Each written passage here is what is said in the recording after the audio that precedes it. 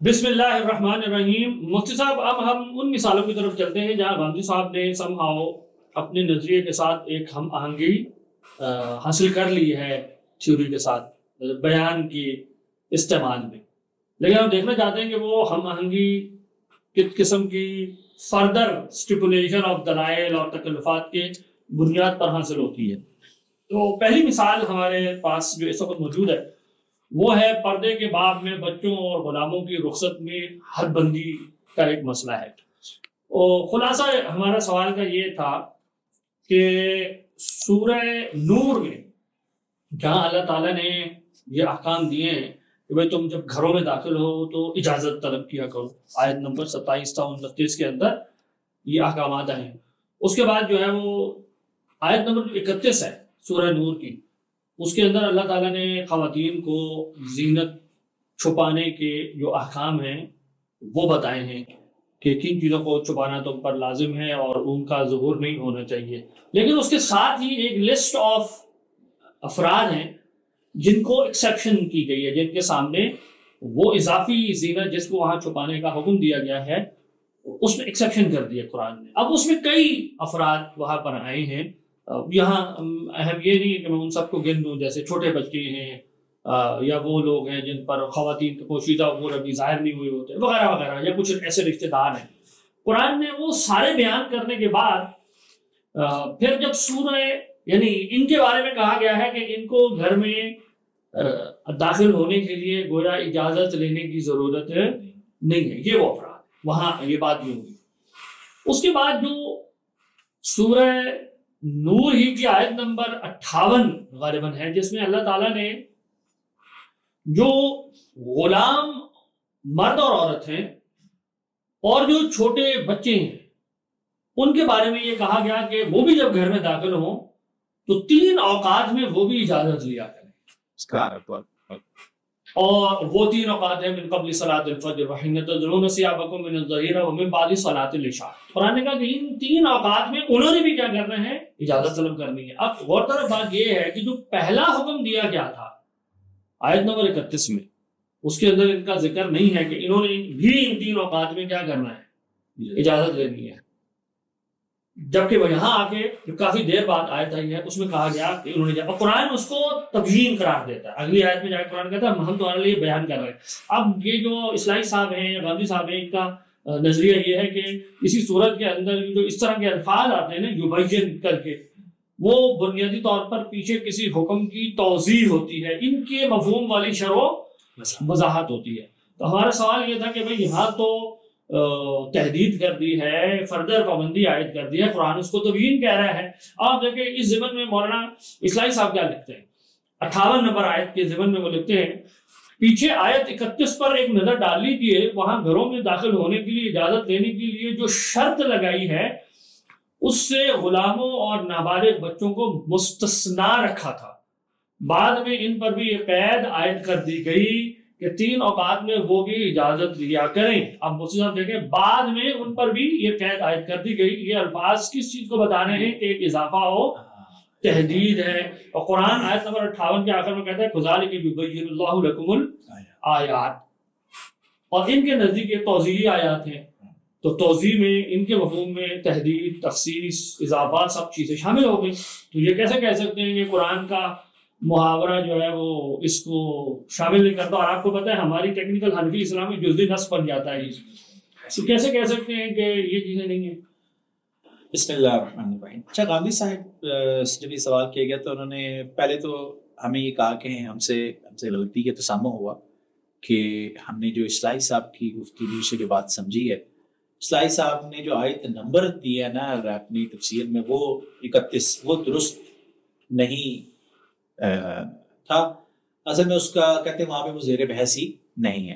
گویا وہ ہمیں یہ تاثر دینا چاہ رہے ہیں کہ ہم نے اصلاحی صاحب کی تفسیر کو پڑھنے میں جلد بازی کی ہے اور یہ غور ہی نہیں کیا کہ آیت نمبر 58 میں جس حکم کی توضیح کی بات ہو رہی ہے وہ تو آیت نمبر 27 اور 29 سے متعلق ہے، اور ہم نے آیت میں جہاں کہیں اگر گویا ریٹن میں کہیں وہ کہتے ہیں ٹائپو ایرر ہو گیا اصلاحی صاحب سے، وہ دیکھ کے بعد فٹافٹ اعتراض جڑ دیا، یہ گویا وہ تاثر دینا چاہیے۔ تو وہ یعنی گویا کہ ان کے مطابق اصلاحی صاحب اصل میں کہنا یہ چاہیے تھا کہ 31 نمبر آیت کے بجائے 27 تا 29 نمبر آیت پہ جو حکم آئے گئے. لیکن اس کے بعد جب غامدی صاحب نے جب یہ تنقید کی، ہم نے دوبارہ جا کے اصلاحی صاحب کا کلام جو ہے تفصیل سے دیکھا، تو اصل بات یہ ہے کہ ایسا بالکل بھی نہیں ہے، بلکہ ہم دوبارہ اس بات کو وثوق سے اور بالکل پورے احتیاط سے کہتے ہیں کہ اصلاحی صاحب جو ہے ان کی یہی مراد تھی. آپ دیکھیں کہ سورہ نور کی آیت 31 جو ہے دراصل پیچھے آیت استئذان ہی کا تسلسل اسی سے مربوط ہے. اب اصلاحی صاحب اس طرف اشارہ جب تفسیر شروع کرتے ہوئے کہتے ہیں کہ مذکورہ بالا اجازت کے بعد اگر کوئی شخص کسی کے مکان میں داخل ہو تو اس کو یہ ہدایت فرمائی گئی کہ وہ اپنی نگاہیں نیچے رکھے اور اپنی شرم کی جگہوں کی حفاظت کرے. اور اسی سیاق میں قرآن میں پھر اس کے بعد آپ دیکھیں، مطلب ہم بتانا یہ چاہ رہے ہیں کہ اصلاحی صاحب کا آپ پورا کانٹیکسٹ دیکھیں تو آپ کو پتہ چل جاتا ہے کہ وہ اصل میں یہی کہنا چاہ رہے ہیں. پھر قرآن نے جو فہرست پوری دے دی اور اس کے بعد کے گھر میں داخل مخصوص احتیاطوں سے مستثنا ہے، تو دراصل اس کا تعلق گھر میں بغیر اجازت داخلے سے بھی ہے. یہی وجہ ہے کہ اصلاحی صاحب نے اسی آیت کے تحت گھریلو ملازمین سے متعلق، یعنی دیکھیں گھریلو ملازمین کے تحت بغیر گھر میں داخل ہونے کے حکم متفرق کی ہے. وہ ٹائٹل قائم کرتے ہیں ملازموں کا حکم، پھر کہتے ہیں اب مسئلہ غلاموں کا نہیں بلکہ نوکروں اور ملازموں کا ہے. ان کے باب میں قرآن کے اشارات سے جو بات نکلتی ہے وہ یہ ہے کہ جہاں تک بوڑھے ملازموں اور بچوں کا تعلق ہے، ان کے لیے 3 اوقات کے سوا جن کی تفصیل آگے آئے گی گھروں میں آنے جانے پر کوئی پابندی نہیں. رہے جوان ملازم، تو ان کے باب میں اصلاحی صاحب کہتے ہیں میرے نزدیک ان تمام ہدایات پر عمل کرنا ضروری ہے جو اوپر مذکور ہوئیں. صاحب یہیں پر وہ آیت نمبر 31 کے ذمن میں کہہ کہ جو آگے مذکور ہے اشارہ کر کے، ہاں ان کے لیے گھر میں داخل ہونے سے پہلے گھر میں، اب یہ بھی ضروری ہے کہ آگے ہم یہ لفظ گھر ہے، یہ خوابگاہ کا ورڈ نہیں یوز کریں، ٹھیک ہے. لفظ گھر میں داخل ہونے سے پہلے اجازت لینا بھی ضروری ہے، اور گھر میں ان کی موجودگی کی صورت میں ان پر اور گھر کی خواتین پر وہ پابندیاں بھی لازم ہیں جو زیر بحث آیات میں بیان ہوئی.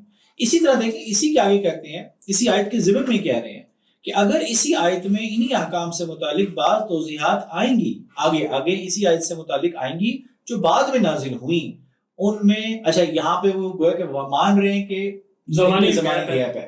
ان میں لونڈیوں اور غلاموں دونوں کو 3 مخصوص اوقات کے علاوہ اجازت کے بغیر گھر میں آنے کی اجازت دی ہے. اب غامدی صاحب نے وہاں پر تو ہمیں کہہ دی کہ 31 کا ریفرنس انہوں نے تسامو دیا ہے. اچھا لیکن آپ دیکھیں کہ یہ کراس ریفرنس ہو رہا ہے، وہاں پر بیٹھ کے آیت کو ریفر کر وہاں بیٹھ کے اس کو ریفر کر رہے ہیں. اب دونوں جگہ تو انہوں نے تسامو نہیں کیا. اس سے بالکل واضح بات ہوتی ہے کہ اصلاحی صاحب کا، اور صرف یہی نہیں، اصلاحی صاحب کا وہ پتہ ہے قرآن اور پردے کے احکام پہ نا ایک رسالہ بھی ہے، اور اس میں بھی وہ دو سطری بات ہے کہ غلام فرماتے ہیں کہ غلاموں، یعنی اس کرتے کیا ہے کہ آیات نقل کرتے ہیں، آیات کے تحت پھر جمع احکام. تو 28 تا 31 آیات کو اکٹھا کر کے جمع کر کے، اور پھر اسی طرح وہیں پہ 58 نمبر آیت کے بارے میں کہتے ہیں، یعنی 58 آیت جو آگے ہے نا اس کے بارے میں کہتے ہیں غلاموں اور نابالغ بچوں کو گھر کے اندر آنے جانے کے لیے ہر وقت اجازت دینے کی ضرورت نہیں ہے، صرف نماز فجر سے پہلے، دوپہر کے وقت. اسی طرح وہ 3 ضروری ہے.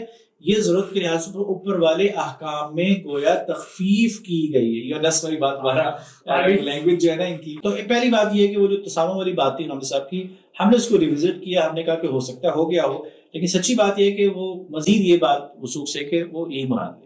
اچھا دیکھیں اس سے ایک اور قبل اس سے کہ ہم ان کی توجیہ کی طرف بڑھیں، ایک بات میں ایڈ کرنا چاہوں گا.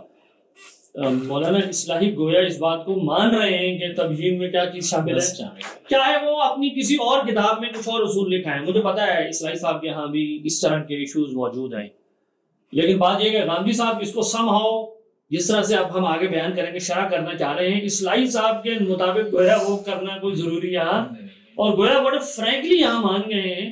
یہاں تخفیف اور یہ تحدید اور اضافہ یہ ساری چیزیں آج بعد میں نازل ہو رہی ہے، اور وہ حکم میں تبدیلی بھی کر رہی ہے، اور وہ بیان بھی ہے. اور غامدی صاحب شاید اسی وجہ سے somehow یہ امپریشن ہمیں دے رہے تھے کہ تم نے صحیح سے پڑھا ہی نہیں ہے ہمارے استاد صاحب کو، جبکہ ہم نے جیسے آپ نے کہا ہم نے اس امکان کو قبول کیے ہوئے، ہم نے دوبارہ جا کے دیکھا شاید ہم سے غلطی ہوئی ہو، لیکن ایسا کوئی معاملہ ہے نہیں. اچھا اب انہوں نے یہ تو ایک یعنی ہمیں الزام دینے کی کوشش کی ہے، انہوں نے تحقیقی جواب کیا دیا مفتی صاحب اس کا؟ اچھا اس کا تحقیقی جواب وہ نا عوارض اہلیت کی بحث کو انہوں نے انووک کیا تھا. وہ کہتے ہیں کہ جب یہ حکم آیا تھا کہ اجازت لے کے آئیں، تو وہ کہتے ہیں کہ اس حکم کے اندر شروع ہی سے بچے اور غلام شامل ہی نہیں تھے صرف. اچھا وہ کیسے؟ وہ کہتے ہیں کہ یہ عقل عام کا، یہ عامل صاحب کو جو انووک کرتے ہیں عقل عام کا تقاضا، وہ عقل عام کا تقاضا یہاں پر اس طرح انووک کرتے ہیں کہ بچے تو مخاطب ہی نہیں ہوتے، تو خطاب چونکہ عاقل بالغ سے ہوتا ہے تو بچوں سے وہ خطاب تھا ہی نہیں. اور دوسری بات وہ کہتے ہیں غلاموں کی جو سماجی حیثیت ہے نا، اس کے پیش نظر یہ بات انڈرسٹوڈ ہے. ایک یعنی شریعہ کو کے جو نظام سے واقف ہے کہ اب ظاہر غامدی صاحب نے یہ بات نہیں کی، لیکن غامدی صاحب کی بات ریشنلائز ہوتی تب ہے جب ہم اس بات کو میں یہ بیان ایڈ کریں کہ شریعہ کے پورے جو اصل میں مقاصدی فریم ورک بنتا ہے، شریعہ کے پورے وہ ایک نظام کو دیکھ کے ہمیں، کیونکہ غلاموں کو رکھا اس وجہ سے کیا تھا، انہوں نے آنا جانا ہوتا ہے، تو اس وجہ سے شریعت نے ایک جب یہ آیات آئی تھی تو سننے والا جو اگر وہ مجتہد کے درجے کا ہوتا تو وہ بھانپ جاتا کہ اس میں جو ہے وہ مراد نہیں لی جا رہی. اچھا اب جب غامدی صاحب نے یہ توجیہ کر دی تو اس کے اب اس میں ایک انہیرنٹ بات غامدی صاحب کی توجیہ میں کیا ہے. غامدی صاحب کہتے ہیں کہ یہاں پر خواب گاہوں کی بات ہوگی. اب ہم نے یاد نہیں جب عبارت پڑھی تھی اصلاحی صاحب کی، وہ بار بار گھروں کی بات کر رہے تھے.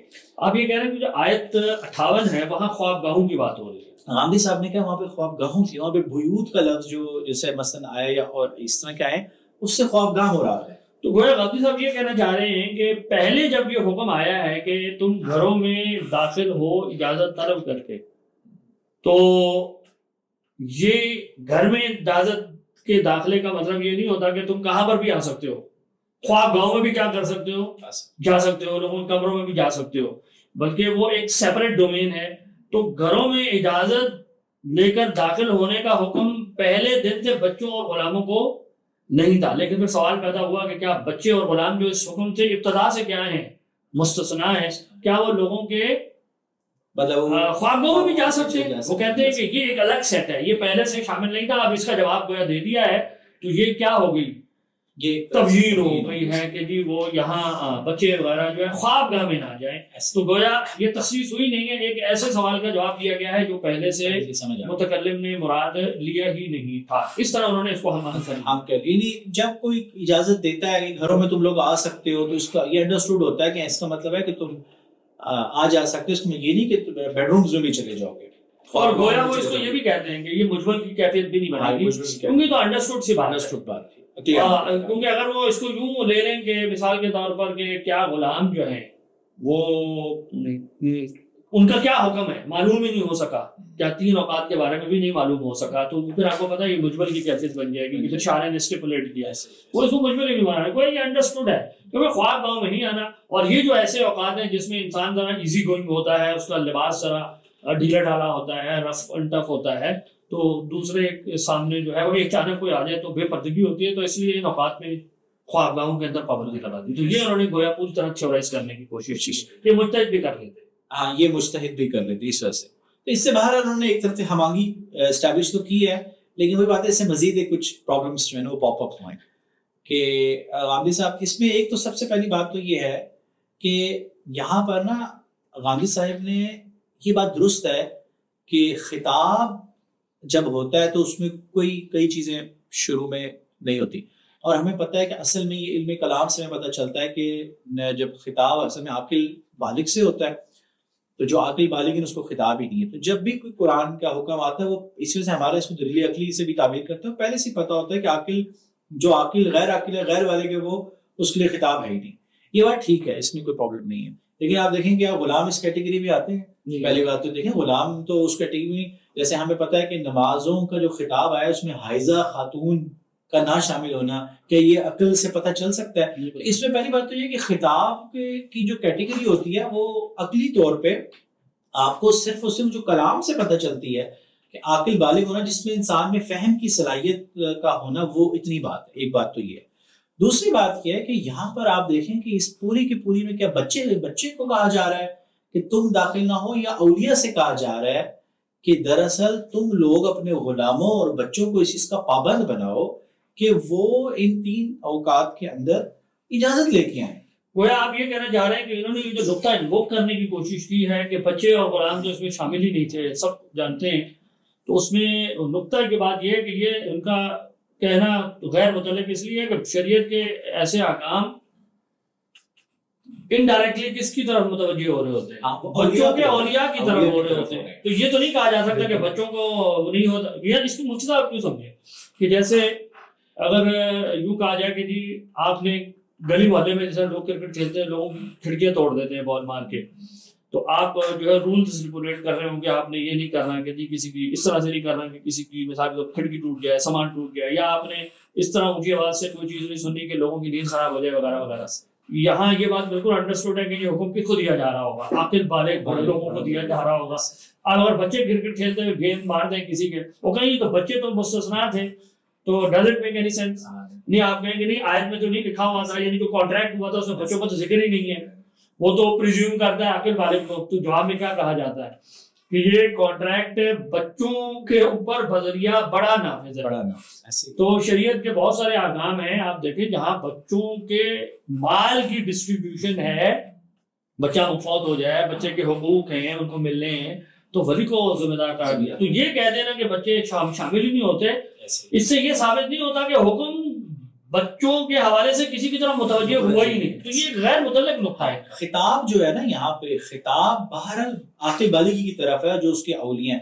اسی وجہ سے آپ دیکھیں کہ انہی میں آپ آگے جائیں نا تو ایک جگہ پہ قرآن نا تعبیر لیستأذنکم, تم سے یعنی بچوں کو غائب کے صیغے سے اور اولیاء کو تم سے اجازت لیں. اور ابن عاشور رحمۃ اللہ علیہ اس پہ کہتے ہیں وجہ الخطاب للمؤمنین وجعلت صيغة الامر موجهة الى المماليك والصبيان على معنى, کہ خطاب یہاں پہ مومنین ایمان والوں کو دیا, اور جو امر کا صیغہ جو ہے نا, امر کا صیغہ کا فاعل بنایا گیا بچوں کو, کس معنی میں کہ لتأمروا, کہ تم حکم دو, الذین ملکت ایمانکم, کہ تمہارے دائیں ہاتھ جس چیز کے مالک ہیں, والذین لم یبلغوا الحلم, اور جو بھی بالغ نہیں, ان یستأذنوا علیکم, تم سے اجازت لے کے آئیں, لأن علی ارباب البیوت تأدیب اتباعہم, گھر کے بڑوں پہ ذمہ داری ہے. اس وجہ سے یہ جو غابات ہے نا خطاب والی, یہ بات محمد صاحب کی جو ہے نا مفید مطلب نہیں ہے, اور اس سے پرابلم سالو نہیں ہوتی. بالکل ایسے. اچھا پھر آپ دیکھیں, یعنی آپ کیوں سوچیں گے کیا قرآن نے جب یہ حکم دیا اس کا مطلب ہے کہ بچے کسی گھر میں گھس جائے, اس کا کوئی مطلب نہیں ہے, بڑوں کے اوپر کوئی اس پہ پابندی نہیں ہے, تو کوئی مطلب ہی نہیں ہے اس بات کا. پھر آپ دیکھیں کہ یہ حکم کب نازل ہوا, جب اما عائشہ رضی اللہ عنہا بس تہمت مطلب بعض لوگوں نے تہمت لگائی جھوٹی, تو اس کے بعد جو ہے اس تناظر میں یہ احکامات نازل ہو رہے ہیں کہ بھائی اس طرح کی تہمتیں یا جھوٹی باتیں افواہیں پھیلنے کا ایک سبب کیا ہوتا ہے کہ لوگ گھروں میں کیا ہو جاتے ہیں, بغیر اجازت کے داخل ہو جاتے ہیں, پھر کسی کو کسی ایسی حالت میں دیکھ لیتے ہیں جو وہ خود شخص نہیں چاہتا کہ مجھے دیکھا جائے اس حال میں, تو کیا غلام بان جا کے بات نہیں اڑا سکتا, کہ تھوڑے جو بڑے بچے ہوتے ہیں کیا وہ نہیں اڑا سکتے. تو قرآن نے پابند کیا ہے مسلمانوں کو کہ تم یہ طریقہ اختیار نہ کرو تاکہ دوبارہ وہ کیفیت جنم نہ لے. تو امام راضی وہ کہتے ہیں کہ ان آیات کا تناظر یہ ہے. تو اس تناظر میں بھی غامدی صاحب کی اس بات کا کوئی مطلب نہیں ہے کہ بچے اور غلام جو ہیں ابتدا سے ہی کیا تھے, خارج سے. ایسے ہی, بالکل ایسے. دوسری پرابلم جو غامدی صاحب کی اس میں ہے کہ وہ انہوں نے نا خوابگاہ قرار دے دیا. یعنی غامدی صاحب کو نے اس توجیہ کے اندر, یعنی جب ان سے سوال ہوا تو انہوں نے کہا کہ یہاں پر جو ہے نا آیت 58 میں جو بات ہو رہی ہے کہ تم 3 اوقات میں اجازت لے کے آؤ وہ خواب. اچھا, اس میں واضح ہے کہ غامدی صاحب جب غلام کی بات کریں تو اس میں صرف گھر کے سربراہ کے غلام کی آس پاس, کیونکہ انہوں نے اپنی گفتگو میں گفتگو میں کہا تھا, جیسے ان کی پوری گفتگو میں یہ بات شامل تھی کہ آس پاس کے غلام بھی آتے جاتے تھے, کبھی کسی نے چنگیر میں کوئی چیز رکھ کے بھیجنی ہے تو وہ خود نہیں آتے تھے, غلام کو بھیج دیا کر تم جاؤ دے آؤ. تو یہ ایک عام بات تھی. اب ظاہر سی بات ہے یہ بات تو انڈرسٹوڈ ہے یہاں پہ کہ وہ جو غلام ساتھ سے آ رہے ہیں ان سے ان کے بارے میں کیا, پہلی بات تو یہ کہ ان کے بارے میں بھی کیا یہ کہا جا رہا ہے کہ وہ ایویں گھر میں داخل ہو جاتے, کیا مطلب یہ ہو جاتا کہ یا. اب اصل بات یہاں پر یہ ہے کہ خوابگاہ کے لیے غامدی صاحب نے جو بیوت کی توجیہ کی ہے, پہلی بات ہم اصلاحی صاحب کے ہاں دیکھا چکے کہ انہوں نے خود واضح طور سے گھر لی. دوسری بات یہ ہے, اچھا میں یہاں ایک چیز ایڈ کرنا چاہوں گا قبل اس سے کہ میرے ذہن میں ایک نقطہ پاپ اپ ہو رہا ہے کہ لفظ بیوت گھر کے لیے آتے ہیں. غامدی صاحب اس سے گھر کا ایک جز مراد ہے, ایک خاص کمرہ جس میں میں جا کے لیٹ جاتا ہوں, خوابگاہ جس کو آپ کہتے ہیں. گویا غامدی صاحب یہ کہہ رہے ہیں کہ یہاں پر لفظ گھر بول کر اس کا بعض مراد لیا گیا, جس کو ہم اپنی ٹیکنیکل اصطلاح میں دلالت تضمنی کہتے ہیں. صحیح. سوال یہ ہے کہ اس کے کیا کریں, اس کی دلیل کیا ہے؟ صرف اس لیے کہ میرا مذہب ٹھیک بیٹھ جائے گا, یہ تو کوئی بات نہیں ہے. آپ مجاز کی طرف کیوں جا رہے ہیں, آپ حقیقت کو کیوں چھوڑ رہے ہیں, اس کی کیا دلیل ہے؟ صرف یہ کہ جی میں نے اس طریقے سے توجہ کرنی ہے کہ وہ اضافہ کمی تحریر بیان سے باہر نکل جائے، یہ تو کوئی طریقہ نہیں ہے نا، یہ تو وجہ ایسے ہی ہے. یہ ہم نے پچھلی ایک مجلس میں بھی یہ ریکارڈنگ میں بتایا تھا کہ ٹھیک ہے ہم آگے بٹھانی ہے، لیکن آپ نے وہاں کرینہ دکھانا ہوتا ہے تاکہ چاہے وہ اس میں تکلف ہو لیکن دکھانا ہوتا ہے تاکہ آپ یہ نہ ہو کہ میں نے نا، یعنی حتیٰ کہ حنفی شافعی بھی یہ کرے گا تو وہ پرابلمٹک ہوگا. یعنی ہم یہ نہیں کریں گے، غامدی صاحب کوئی بھی کرے گا پرابلمٹک ہوگا کہ اس نے ہم آنکھی بتانی ہے. لیکن جو اس نے اصول بنایا ہے کہ ہم نے حقیقت کے مجاز کی طرف جانا ہے، یا غامدی صاحب کے اندر حقیقت مجاز کی اہمیت نہیں ہے تو غامدی صاحب یہ دو معنی ہو سکتے تھے، تو احتمال پیدا ہو تو ایک کی تعین ترجیح کیوں دے رہے ہیں ہم، تو وہ کو دینی ہوگی. اچھا اس میں لیکن پرابلم پتہ ہے کیا، عربی زبان کے اندر آپ دیکھیں کہ بیت اور دار میں فرق کیا جاتا تھا. حویلی یعنی جس کے اندر بیت کا لفظ استعمال ہوتا تھا کہ ایک سوٹ جیسے آج کل ہوتا ہے نا، جس میں ایک کمرہ ہوتا تھا، ایک اس میں مطلب تھوڑی سی آگے جگہ ہوتی تھی، جیسے ہمارے یہاں آگے برآمدہ سا ہوتا ہے، اور اس میں کوئی کھانے پکانے کی کوئی چھوٹی سی جگہ ہوگی. ایک فیملی یعنی میاں بیوی جو ہے نا وہاں پہ رہ سکیں، اصل میں یہ مراد ہوتے تھے. یہاں پہ چھوٹے سے گھر، اسلائی صاحب نے جو اپنی کتاب کے اندر لکھا ہے وہ کہتے ہیں کہ ان کے گھر ایسے ہی ہوتے تھے کہ بس وہ پردہ ڈال لیتے تھے دروازے کے آگے، تو بس وہ پردہ کمرہ ہے، ورنہ وہ اوپن سارا ایک جیسا آگے ہاتھا ہوتا ہے. ایسے ہی ہے. اسی طرح آپ دیکھیں کہ اس کے برعکس دار کا لفظ ہوتا تھا جو نا حویلی کی طرح ہوتی تھی جس میں کئی سوٹس ہوتے تھے. ہمارے ہاں عام طور سے جو یہ فلیٹس بنتے ہیں نا، کبھی فلیٹ میں آپ دیکھیں کہ یہ اس نوعیت کے بن جاتے ہیں کہ اس میں سوٹس ہوتے ہیں اور بیچ میں ایک اجتماعی جگہ ہوتی ہے. اب صحابہ کی جو حدیث اور صحابہ کا جو لٹریچر ہم تک پہنچتا ہے، آپ دیکھیں کہ ان کے اندر نا یہ بات ملتی ہے. اب قرائن اس کے مختلف ہم دیکھتے ہیں. سورہ احزاب میں آپ دیکھیں 53 نمبر میں بیوت نبی میں ہمیں پتہ ہے کہ وہ صحابہ بہت کچھ دیر تک بیٹھے رہے، تو تب بھی اتری اللہ تعالیٰ کی طرف سے کہ اتنی دیر نبی کے پاس تم کھانے کے پکنے کا انتظار اور اس کے بعد باتوں میں لگی خوش گپیوں میں نہ لگے رہو. نبی کو اس میں تکلیف ہوتی ہے، گھر چھوٹے چھوٹے تھے. اچھا وہ نبی علیہ السلام کے خوابگاہ میں نہیں بیٹھے ہوئے، ہاں خوابگاہ میں نہیں بیٹھے تھے، بلکہ اس کے اچھا آپ غور کریں کہ عیسائی صاحب کیا کہتے ہیں اس سورہ احزاب یہ کہتے ہیں کہ یہ لوگ حضور کی صلی اللہ علیہ وسلم کریم النفسی سے نہایت غلط فائدہ اٹھاتے. اول تو یہ لوگ دعوت کا بہانہ پا کر کھانے کے وقت سے بہت پہلے ہی وہاں ڈیرا جما کے بیٹھ جاتے ہیں، پھر کھانا کھا چکنے کے بعد بھی وہاں سے سیکھنے کا نام نہ لیتے بلکہ باتوں میں لگے رہتے. مزید شاید یہ کرتے ہیں کسی چیز کے مانگنے کے بہانے دراتے ہوئے ازواج مطہرات کے سامنے چلے جاتے تھے. اب یہ جو انہوں نے بات لکھی نا کہ دراتے ہوئے چلے جاتے تھے، دراصل جب زینب بنت جحش رضی اللہ عنہا کی دعوت ولیمہ ہوئی تھی نا، صحیح مسلم میں اس کے حوالے سے آتا ہے کہ صحابہ کہتے ہیں کہ کچھ لوگ نا جلس طوائف منہم یتحدثون فی بیت رسول اللہ، کچھ گروہ میں سے آپ وسلم کے بیت میں بیٹھ کے گفتگو کرنے لگے. ورسول اللہ صلی اللہ علیہ وسلم جالس وزوجتهم مولیۃ وجہها الی الحائط، جبکہ بی بی جو تھی آپ وسلم کی اہلیہ محترمہ جو تھی انہوں نے چہرہ مبارک جو تھا نا ان سے پھیر کے دیوار کی طرف کیا ہوا تھا. اب اس سے زیادہ ہوتا کتنا بڑا ہے، اس کی بات ہو رہی ہے. فَسَقُلُوا عَلَى رسول اللہ صلی اللہ علیہ وسلم، تو آپ صلی اللہ علیہ وسلم میں وہ بوجھ بن رہے تھے وہ لوگ. اب آپ دیکھیں کہ یہ حجرے یہ جو بیوت تھے وہ یہ ہوتے تھے. یعنی گویا ایسا لگتا ہے غامدی صاحب نے یہ فرض کر لیا اپنی تنقید میں یا اپنی بات بٹھاتے ہوئے کہ نا بڑے بڑے بینگلوز ہیں جس کے اندر نا گھنٹی بجائے گا، پھر اس کو کہا آئیے آپ ڈرائنگ روم میں سب تو آ سکتے ہیں اجازت، لیکن اب یہ نہیں ہے کہ یہ لوگوں کے ڈیبیٹ رومز میں چلے جائیں. وہ سارے منظر کو پریزیوم کر رہے ہیں اپیرنٹلی ایسی لگا. میں یہ بتانا یہ چاہ رہا ہوں کہ وہ جس ماحول میں یہ لینگویج یوز ہو رہی ہے بیوت کی، وہاں پہ بیوت اس میں مراد کیا ہے گھر کے لیے، چھوٹے سے گھر کے لیے، ایسا نہیں ہے. اس وجہ سے یہ، اور آخری بات جو ہے آپ یہ دیکھیں کہ انہی آیات کے آگے اللہ تعالیٰ فرماتے ہیں وَإِذَا بَلَغَ الْأَطْفَالُ مِنْكُمُ الْحُلُمَ فَلْيَسْتَأْذِنُوا كَمَا اسْتَأْذَنَ الَّذِينَ مِنْ قَبْلِكُمْ، کہ تم میں سے جو بچے بلوغ کو پہنچ جائیں تو چاہیے کہ وہ اسی طرح اجازت لے جس طرح پہلوں نے اجازت لی تھی.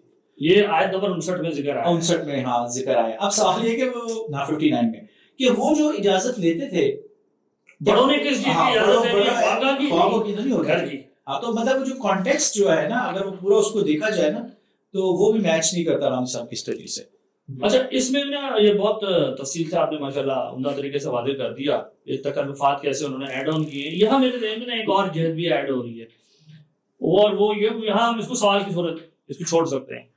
یہاں یہ آیت آئی ہے نا، اس کے اگلی جو آیت ہے آیت نمبر 60، وہاں آیا ہے بوڑھی خواتین کے بارے میں، والقواعد من النساء اللاتی لا یرجون نکاحا، یعنی وہ خواتین جو اب نکاح کی امید نہیں رکھتی، یعنی بہت بزرگ ہو گئی ہیں، فلیس علیہن جناح ان یضعن ثیابہن، تو ان کے لیے اس میں کوئی حرج کی بات یا گناہ کی بات نہیں ہے کہ وہ جو اپنے اضافی کپڑے ہیں، لباس ہیں، جو ایک جوان عورت کو گویا اس آیت سے پتہ لگا بولے ان کو جو حکم دیا گیا ہے کہ وہ اپنی زینت کو ڈھانپیں، وہ اگر یہ نہ ملے تو ان پر کوئی گناہ نہیں ہے۔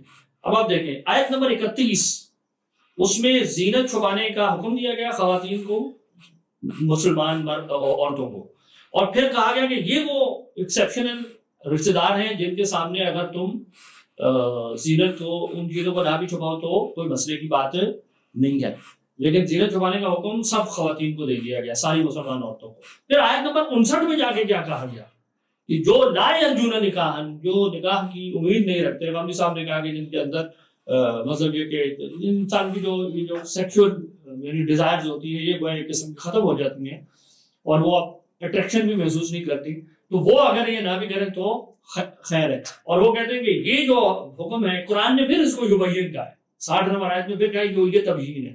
غامدی صاحب کہتے ہیں کہ یہ آیت نمبر 31 کی کیا کی گئی ہے، یہاں پر تبیین کی گئی ہے۔ اب مجھے بتائیں مفتی صاحب، آیت نمبر 31 کا حکم تو عام ہے ساری خواتین کے لیے، اس میں تو کہیں نہیں آیا کہ لا یرجون نکاحا جو ہے وہ اس سے کیا ہو گئی ہے، مستثنا ہے، یہ تو بعد میں آ کے پتہ لگا ہے۔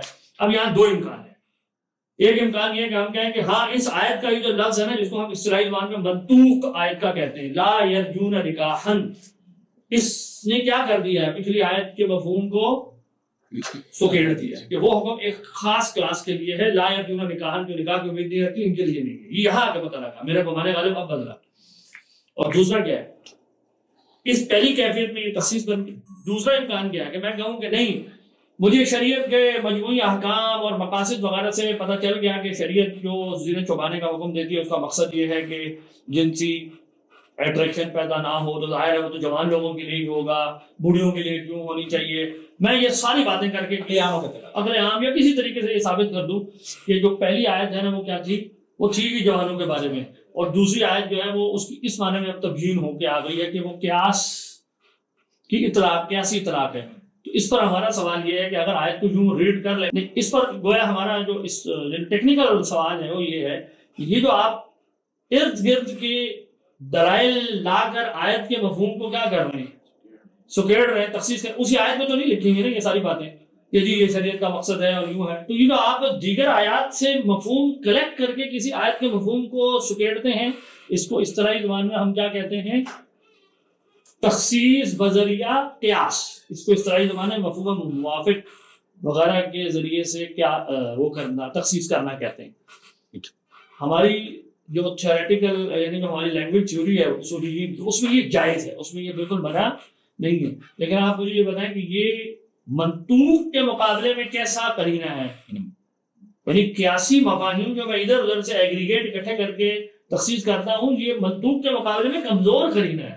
آپ دیکھیں حنفی تو لیتے ہی نہیں ہے، وہ کہتے ہیں جب تک پہلے آیت میں تخصیص ثابت نہ ہو نہ خبر واحد سے ہوگی نہ قیاس سے ہوگی، جبکہ یہاں غامدی صاحب اب بظاہر بڑا عجیب کیفیت بن جاتی ہے کہ یہ خبر واحد کو بھی لینا پھر اگر وہ قیاس، یعنی یہ منطوق سے منع کرتے ہیں، لیکن قیاسی جو معنی ہوتے ہیں اس سے تخصیص کو جائز قرار دیتے ہیں۔ یعنی یہ مجھے تو سمجھ نہیں آئی کہ یہ کس طرح کی تھیوری ہے، یا تو آپ ہم سے چلے آپ کہیں کہ منطوق سے بھی جائز ہے اور قیاس سے بھی جائز ہے، یہ جمہور کا موقف ہے، لیکن وہ آپ کو کیا کہتے ہیں، ضنی، اس کی دلالت ضنی مانتے ہیں، یا یہ حنفی کی طرح بات کریں کہ یہ ہے قطعی جب تک پہلے سے تخصیص ثابت نہیں ہوگی، میں قیاس سے تخصیص ہے، قیاسی حنفی نہیں کرتے قیاسی، ایسے قیاسی معنی سے تخصیص عام کی، لیکن یہ مطلب ہوگوں گی غامدی صاحب منطوق سے منع کر دیتے ہیں اور اس کیفیت میں پھر وہ مطلب قیاس سے، تو یہ آپ کو نہیں لگتا یہ کچھ عجیب و غریب قسم کی تھیوری بن جائے گی اگر یہ دوسری توجیہ اختیار کر لیں؟ مطلب غامدی صاحب اس کو سے توضیح کی جا سکتی ہے، کوئی واضح کریں کہ اس سے کیا ٹھیک ہے۔ اچھا مفتی صاحب اب ہم چلتے ہیں دوسری اور تیسری مثال کی طرف آج کی نشست میں، اور اس کا تعلق اصل میں متعلقہ اور بیوہ کے احکام سے متعلق جو چیزیں آئی ہیں سورہ بقرہ میں بالخصوص وہاں سے ہے۔ تو اگر میں اپنی یعنی وہ جو دلیل جو ہم نے سوال قائم کیا تھا اس کا خلاصہ کروں تو وہ یہ تھا کہ سورہ بقرہ میں اللہ تعالیٰ نے متعلقہ جو خواتین ہیں ان کے احکام بیان کیے ہیں، جس کی ایک تفصیل جو ہے کہ اگر کوئی خاتون ہو، اس کا نکاح ہوا اور اس کی رخصتی بھی ہو گئی اور اب اسے طلاق دی گئی تو اسے پورا مہر دیا جاتا ہے۔ پھر وہ خاتون جس کی رخصتی نہیں ہوئی، نکاح ہو گیا، یعنی وہ غیر مدخولہ ہے اور اس کا مہر مقرر کیا گیا، تو اس کو نصف مہر دیا جائے گا قرآن کے مطابق۔ پھر تیسری کیٹیگری وہ خاتون ہے جس کا نکاح ہوا، رخصتی نہیں ہوئی اور کوئی مہر کی مقدار نکاح کے وقت میں خاص مقرر نہیں کی گئی، اس کو تیسری کو کہتے ہیں غیر مدخولہ غیر مسمہ۔ غیر مسمہ کا مطلب ہے کہ اس کے اوپر اس کے نکاح میں کوئی خاص مہر کی مقدار مقرر نہیں ہوئی، اور جو اس سے پہلے میں اس کو کہتے ہیں غیر مدخولہ مسمہ، یعنی اس کی مہر کی مقدار مقرر ہو گئی۔ اس کے لیے قرآن نے کہا ہے کہ انہیں آپ ومتعوہن یہ نہیں کرو، انہیں کچھ متاع دے دو، کچھ رقم، یعنی جس کا ہم عام لفظوں میں ترجمہ کر لیں تو کچھ رقم انہیں دے دو، کچھ متاع دے دو۔ اب یہ حکم سورہ بقرہ میں ابتداً شاید آیت نمبر 236 کے اندر بیان ہوا ہے، اور شاید 234 میں، سوری آیت نمبر 234 میں۔ اب آپ دیکھیں ترتیب سے کیا آ رہا ہے کہ یہ حکم کس کے لیے ہے بتائے، اس کو ہم متع طلاق بھی کہتے ہیں کہ صرف طلاق دینے کی وجہ سے اب اسے یہ مال دیا جائے گا۔ یہ متع طلاق یہاں پر صرف غیر مدخولہ غیر مسمہ کے لیے ہے، لیکن آگے جا کے پھر کچھ آیات کے بعد جس میں نماز وغیرہ کی کچھ آیات ہیں، بیوہ سے متعلق احکام کی باتیں ہیں۔ آیت نمبر 240 میں قرآن دوبارہ کہتا ہے والمطلقات وللمطلقات متاع بالمعروف، جو ذرا جنیرک ہے کہ ساری جو متعلقہ خواتین ہیں ان کے لیے، یعنی متعلقہ کے لیے کیا ہے، متاع معروف ہے۔ اب پیچھے متاع معروف کا ذکر صرف ایک خاص متعلقہ کے لیے ہے، تو یہاں سوال یہ پیدا ہو رہا تھا کہ یہ جو اب آگے حکم آیا ہے کیا یہ ساری متعلقہ کے لیے ہے یا یہاں اسی متعلقہ کی بات ہو رہی ہے؟ اگر اسی متعلقہ کی بات ہو رہی ہے تو لفظ جنیرک ہے لیکن مراد خاص ہے، اور اگر یہ ساری متعلقہ کے لیے ہے تو گویا آیت میں پچھلے والی جو احکام ہے وہاں تو ذکر نہیں ہوا کہ ہر متعلقہ کو جو متاع معروف دینا ہے، ان کے لیے تو ہے کہ پورا مہر دو، نصف مہر دو۔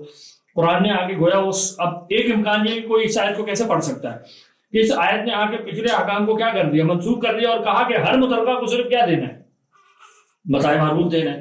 تو یہ سارے امکان جو ہے وہ یہاں پر اس طرح آیت کو پڑھنے کے لیے موجود تھے۔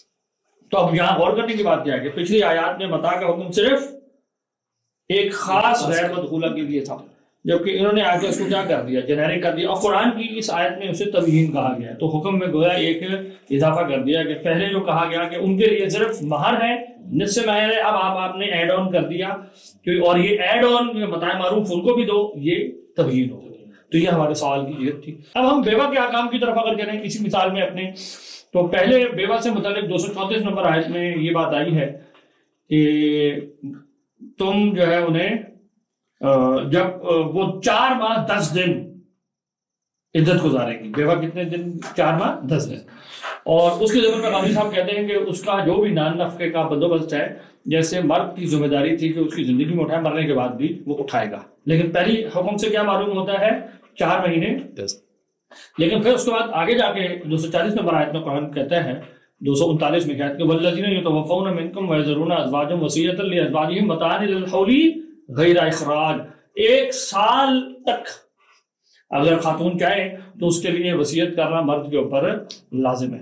اب اس حکم کے بارے میں ہمارے کئی مفسرین اور خود مولانا اصلاحی صاحب کا بھی یہ کہنا ہے کہ یہ جو 1 سال مال کی وصیت کرنے کا حکم ہے، یہ ابتدائی حکم تھا جو آیات میراث سے منسوخ ہو گیا۔ تاہم غامدی صاحب کے مطابق یہ منسوخ نہیں ہے اور اس کا آیات وراثت سے کوئی لینا دینا نہیں ہے، اور وہ اس لیے کہتے ہیں کہ عورت کی سکونت اور نان نفقے کی جو ذمہ داری شوہر پر زندگی میں تھی، یہ جو حکم ہے نا 1 سال وصیت والا، یہ اسی کی توسیع ہے، کیونکہ اس کو مستقبل کا فیصلہ کرنے کے لیے مہلت چاہیے، اور اسی کی مطلب مصلحت میں یہ حکم جاری کیا گیا ہے۔ تو اب ہمارا سوال یہ ہے کہ آیت نمبر 234 کے بعد یہ جو 240 میں بیوہ سے متعلق ایک حکم آیا ہے، یہ ایڈ آن، پہلے تو ہے 4 مہینے 10 دن کا نفقہ، پھر آ گیا 1 سال کا، تو اب اس ایڈ آن کو قرآن تبیین کہہ رہا ہے 241 نمبر آیت میں جو اس کی بالکل متصل ہے۔ تو یہ ہمارا مجموعی طور پر سوال تھا کہ قرآن اضافے کو بیان کہہ رہا ہے جبکہ ان کے نزدیک یہ چیزیں بیان نہیں ہوتی، وہ تو اطلاق نام کی شرح ہوتی ہے. تو اب اس کا جواب کیا دیا؟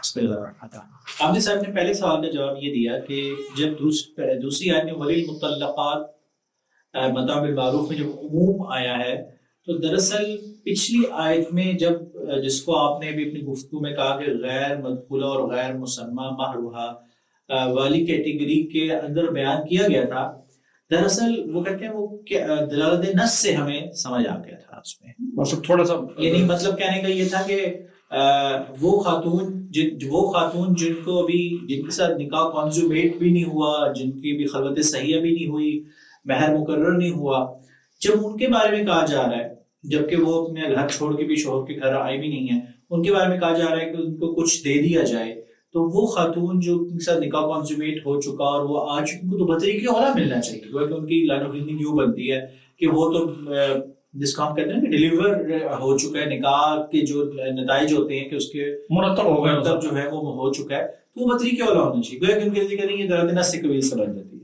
یعنی وہ یہ کہہ رہے ہیں کہ اس طرح سے، یعنی وہ یہ جو متاع طلاق ہے غیر مدخولہ غیر مسمى کا، اس کو وہ مہر کی کیٹیگری میں نہیں فال کروا رہے، بلکہ وہ کہہ رہے ہیں یہ ایک الگ سے الگ کیٹیگری ہے، بالکل، جو ایسی عورت کو بھی ملنا چاہیے جس کو یعنی جو غیر مدخولہ غیر مسمى ہے. تو جب اس کو صرف اس وجہ سے کہ جی اس کا نکاح کی نسبت قائم ہو گئی تھی اور اس بنا پر کہ کیونکہ مرد کے اوپر مالی ذمہ داری ہوتی ہے، تو یہ خاتون گویا ایک قسم کے ذہنی سکون میں آ گئی تھی کہ اب میری نسبت قائم ہو گئی ہے اور یہ میرا یعنی نان نفقہ اس کے ذمے ہے. اس سہولت کے ساتھ جب اس کو طلاق دے دی گئی تو اب وہ گویا ایک مطلب انکمفرٹیبل زون میں چلی گئی ہیں، جہاں ان کو دوبارہ رشتہ تلاش کرنا ہے جس میں انہیں وقت لگے گا. اور پھر غامدی صاحب اس مثال میں یہ بھی کہتے ہیں کہ یہ اس کو کچھ کمپنسیشن دینا، یعنی کچھ مال دینا اسی طرح ہے جیسے کسی کو جب فائر کر دیتے ہیں ورکرز کو کمپنی والے، تو اس میں یہ چیزیں ہیں کہ ان کو کچھ نہ کچھ کمپنسیشن دیا جاتا ہے تاکہ اگلی نوکری وغیرہ ڈھونڈنے میں انہیں 1 آدھ مہینے 2 مہینے کے لیے کچھ سہولت مل جائے. وہ کہتے ہیں کہ یہ اصل میں اسی طرح کی چیز ہے، یہ وہ مہر نہیں ہے جو مدخولہ مسمى وغیرہ کے لیے قرآن نے مقرر کیا تھا. تو جب یہ اس خاتون کے لیے ہے تو وہ جن کو مطلب جن کے ساتھ دخول ہے یا جن کے ساتھ مہر مقرر بھی ہو گیا اور اب ان کو طلاق دی گئی ہے، تو وہ کہتے ہیں ان کے اوپر تو یہی وجہ بطریقے اولا ہے، تو لہٰذا یہ کیا بن گئی؟ دلالت نص بن گئی، کیا سے اولا بن گئی. تو یہ مطلب انہوں نے جواب دینے کی کوشش کی ہے. ایسے ہی اسی طرح بیوہ کے حوالے سے گفتگو کو جواب جو ہے نا وہ کچھ یوں ہے کہ وللمطلقات متاع بالمعروف ہے، تو انہوں نے کہا کہ مطلقات جب یہ ہو گیا کہ متع طلاق و بیوگی، تو یہ غامدی صاحب آپ یعنی کہتے ہیں کہ متع طلاق غالباً وہ بیوہ کے لیے بھی مقرر کرتے ہیں نا، بیوہ کے لیے بھی مقرر کرتے ہیں، تو کہتے ہیں بیوگی اور طلاق کا متع طلاق جو ہے واجب ہے. تو 2 سوال، کتنا دینا ہے اور کب تک دینا ہے؟ اصل میں کہتے ہیں کہ یہ 2 سوال پہ جنم لیتے ہیں. یہاں پہ کتنا دینا ہے کہ اس میں تو 336 نمبر آیت میں کہہ دیا کہ الموسع قدرہ وعلی جس کی جتنی گنجائش ہے اس کے مطابق جو ہے وہ دے دے. تو جہاں تک مدت کا تعلق ہے تو قرآن نے اسے دستور پر چھوڑ دیا، جسے اس آیت میں بالمعروف سے تعبیر کیا گیا. چنانچہ مسلمان معاشرے کے ذمہ داران اپنے معاشرے کے حالات میں کچھ طے کر دیں گے. اس کے بعد وہ کہتے ہیں کہ آیت نمبر 240 غالباً جس کو جو آیت تبیین ہے میں اللہ اب وہ اس کا جواب رسپونڈ کر رہے ہیں کہ بیوہ عورتوں کو 1 سال متاع دینے کی اس کا حکم دیا، چونکہ ان کی مدت کی وجہ سے عرب معاشرے میں کوئی معروف دستور موجود نہیں تھا، اس لیے اللہ تعالیٰ نے 1 سال کی مدت مقرر کر دی. اس کے برعکس چونکہ مطلقات کے لیے عرب کے ہاں دستور موجود تھا تو آیت 241 میں اس کا حوالہ دے دیا گیا کہ بھائی مطلقات کو جو کیا ہے یہ معلوم تھا کہ وہ دیتے ہیں، تو وہاں پہ نہیں کہا گیا. یعنی کہ بیوہ عورتوں کے لیے اسپیشلی یعنی اللہ تعالیٰ نے کہا کہ چلو تم نے ہم کو 1 سال کر دیا. تو نیز یہاں مطلقات کے لیے عمومی طور سے متع طلاق دی گئی جو کہ غیر خاص نہیں ہے. اچھا یہ تو ہو گیا ان کا جواب. اب ظاہر یہ اگر ساری توجیہ ہم ان کی قبول کر لیں گے واقعی یہ یعنی دلالت نص ہے تو ان کی بات بن جاتی ہے، لیکن سوال یہ ہے کہ یہ بہت بڑا مفروضہ ہے کہ کیا یہ دلالت نص ہے، یہ ایک سوال ہے. یعنی اب اگر میں ٹیکنیکل لینگویج میں بات کروں تو غامدی صاحب نے یہاں اصل میں قیاس کی تھیوری کو انووک کر لیا. اچھا اب اصل میں یہاں پر دیکھنے کی ضرورت یہ ہے یہ کیا یہ جو انہوں نے علت مقرر کی ہے، جس کو اگر میں مطلب بیان کروں، جس کا مفہوم یہ بنتا ہے کہ گویا یہ ایک جو ویٹ ٹائم ہے طلاق کے بعد ایک خاتون کا، اس کی ایک کمپنسیشن ہے یا ایک تاوان ہے جو گویا مرد نے ادا کرنا ہے کہ اس خاتون کو اب دوبارہ ایک ایسا شخص ملنے میں وقت لگے گا. یہ جو انہوں نے پورا، اور اس کے لیے پھر وہ ورکرز کی فائرنگ سے جو مثال لے آئے ہیں، یہ علت اصل میں یہ ہے. دلالت نص کا تعین اس علت کے سے ہونا ہے کہ یہ کیسے مقرر ہوئی ہے. آپ کو پتہ ہے دلالت نص اصل میں اطلاق میں نہیں پیدا ہوتا، تعین علت کی جہت سے پیدا ہوتا ہے. بالکل صحیح. تو اب اگر میں خلاصہ کروں، ہمارے ہاں قیاس کی تھیوری بہت رچ ہے اس میں، یعنی اصول فقہ کی آپ کتابیں دیکھیں تو مطلب کمال کر رکھا ہے ہمارے اصولیین نے اس بحث میں. اب اگر میں خلاصہ کروں تاکہ میں بوائل ڈاؤن کر سکوں اصل بات کی طرف، تو وہ یہ ہے کہ قیاس عام طور پر دو طرح سے ہوتا ہے. کبھی وہ علت جس کی بنیاد پر میں حکم کو آگے پھیلاتا ہوں کسی فرع میں، وہ یا تو منصوص ہوتی ہے یا وہ استنباط ہوتا ہے ہمارا. اچھا، منصوص ہونے کی دو کیفیتیں ہوتی ہیں براڈلی. ایک یہ کہ کبھی وہ صراحتاً یا اشارتاً نص کے اندر ہوتی ہے. مثال کے طور پہ کچھ الفاظ بنے ہی علت کا مفہوم دینے کے لیے، تاکہ، اس لیے کہ، کیونکہ. عربی میں بھی اس کے ایکویلنٹ الفاظ موجود ہیں. اگر میں کسی بات میں اس طرح کر کے کہوں تو مخاطب سمجھ جاتا ہے کہ یہاں پر میں ایک ایسی وصف لا رہا ہوں جو اس پچھلے حکم کے لیے کوئی علتی نسبت رکھتی ہے. علتی نسبت رکھنے کا مطلب یہ ہے کہ حکم اس کے اوپر دائر ہے. دوسرا طریقہ جو منصوص کا ہوتا ہے وہ یہ ہے کہ کوئی ایک ایسا بیان یا واقعہ میرے سامنے آتا ہے جس میں بہت سارے اوصاف خلطبت ہوئے ہوتے ہیں، اور مجھے نا غیر متعلق اوصاف کی صرف چھانٹی کرنی ہوتی ہے. اس کے بعد خود بخود جیسی وہ چھانٹی ہوتی ہے تو حکم کہیں اور چیزوں کے اوپر بھی پھیلنا شروع کر دیتا ہے. اس کو الغائے فارغ کہتے ہیں. جیسے وہ آسان سی مثال ہے، ایک صحابی سے جب روزے کی حالت میں اپنی زوجہ سے وہ ہو گیا معاملہ صحبت کا، تو اللہ کے رسول کے پاس آئے تو آپ نے فرمایا کفارہ ادا کرو. اب سوال یہ پیدا ہو رہا ہے کہ کیا یہ صرف اس صحابی کے لیے؟ اب دیکھیں ان صحابی میں کئی اوصاف ہیں. مثلا یہ کہ وہ عرب تھے، مثال کے طور پہ ان سے روزے کی خاص وقت میں یہ فعل ہوا، ان سے اپنی بیوی سے یہ فعل سر انجام ہوا، تو کیا یہ صرف بیوی کے متعلق ہے یا کسی اور کے متعلق بھی ہے؟ اب اگر میں کہوں نہیں بیوی اور غیر بیوی ہونا ارریلیونٹ ہے تو کیا ہوگا؟ اس کا مطلب ہے یہ حکم پھیل گیا. اسی طرح میں کہوں نہیں عربی النسل ہونا غیر متعلق ہے تو جو ترکی النسل ہے، پاکستانی النسل ہے، اس پر بھی حکم پھیل جائے گا. تو حکم کے پھیلانے کے اس طریقوں کو الغائے فارغ کہتے ہیں کہ میں ارریلیونٹ اوصاف، اور یہاں ارریلیونٹ کا مطلب وہ اوصاف ہیں وہ ارریلیونسی ہے جس کو شریعت نے کہیں اس کا اعتبار ہے، یعنی جس وصف کا مفتی صاحب شریعت نے اعتبار کیا ہو اس کو میں ریلیونٹ قرار دینے سے پہلے سوچوں گا کہ شریعت نے اس قسم کے احکام میں اس کا اعتبار کیا کیا ہوا ہے، تو میں نہیں کر سکتا کہ یہ بھی ریلیونٹ کر لو. علت ایسے مقرر نہیں کی جا سکتی. دوسرا طریقہ جیسے میں نے کہا وہ ہوتا ہے استنباطی. یہ پہلے کی دو قسمیں تھیں. استنباطی طریقے میں مجتہد دو طریقے سے یعنی براڈلی ہمارے ہم قیاس کرتا ہے. ایک وہ ہوتا ہے جس کو قیاس مؤثر کہتے ہیں، مؤثر قیاس. مؤثر کا مطلب یہ ہوتا ہے کہ ایک ایسا وصف جس کی تاثیر کسی حکم پر شرعی طور پر ثابت ہے، نصوص سے ثابت ہے، شریعت نے اس کو کسی حکم کے اوپر بنا دیا ہے، بس مقرر کر دیا ہے علت. اب میں اس وصف کو کسی اور باب میں کسی اور فرع کے اوپر کیا کروں؟ لاگو کروں، یہ کہہ کے کہ وہ بھی اصل میں اسی حکم کی طرح ہے، اس اصل کی طرح ہے جس کے اوپر یہ وصف دائر ہے.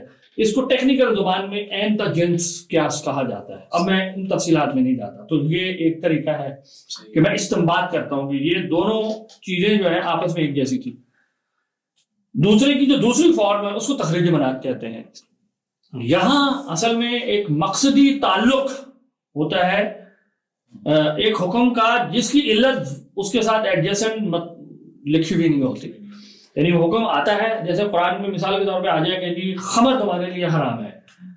اب خمر کی علت کیا ہے حرمت کی، یہ وہاں بیان نہ ہو. پھر مجتہد غور و فکر کرے کہ جی شریعت نے مثال کے طور پہ عقل کو محفوظ رکھنا چاہتی ہے، تو اب عقل کو چونکہ یہ معوف کرنے والی چیز ہے اس لیے خمر کی ممانعت کی علت انٹاکسیکنٹ ہونا ہے، نشہ آوری ہے. تو اب یہ جو علت مقرر کی گئی ہے یہ کسی متصل کہیں لکھی ہوئی نہیں ہے بلکہ ایک مقصدی تعلق ہے. اٹ میک سینس کہ شریعت نے جن چیزوں کو پرزرو کرنے کی کوشش کرتی ہے اس کی روح سے اس وصف کو جو میں نے علت مقرر کیا ہے یہ اس حکم کے ساتھ ایک مناسبت رکھتی ہے. تو اس کو مناسبت کا طریقہ کہتے ہیں. صحیح. اور یہ جو ہمارے یہاں مقاصد شریعت کی پوری تھیوری ہے وہ اسی کی بنیاد پر ہے، اور اس کے کئی کمبینیشن بنتے ہیں، اینتا جنس، جنس تا این اور جنس تا جنس. یہ ایک ساری ٹیکنیکل بحث ہے، اور ہر قیاس کی فارم کے لیے الگ نام ہے. اور جیسے جیسے میں جنس وصف میں اوپر چلا جاتا ہوں کیٹیگری میں، قیاس اتنا ہی کمزور ہوتا ہے. اس کو اخالہ بھی کہتے ہیں، اس میتھڈ کو اخالہ بھی کہتے ہیں، جہاں میں ایک مقصدی تناظر میں مناسبت رکھتے ہوئے یا ملائمت کمپیٹیبلٹی کے تناظر میں ایک علت مقرر کر لیتا ہوں. تو یہ 4 طریقے ہیں.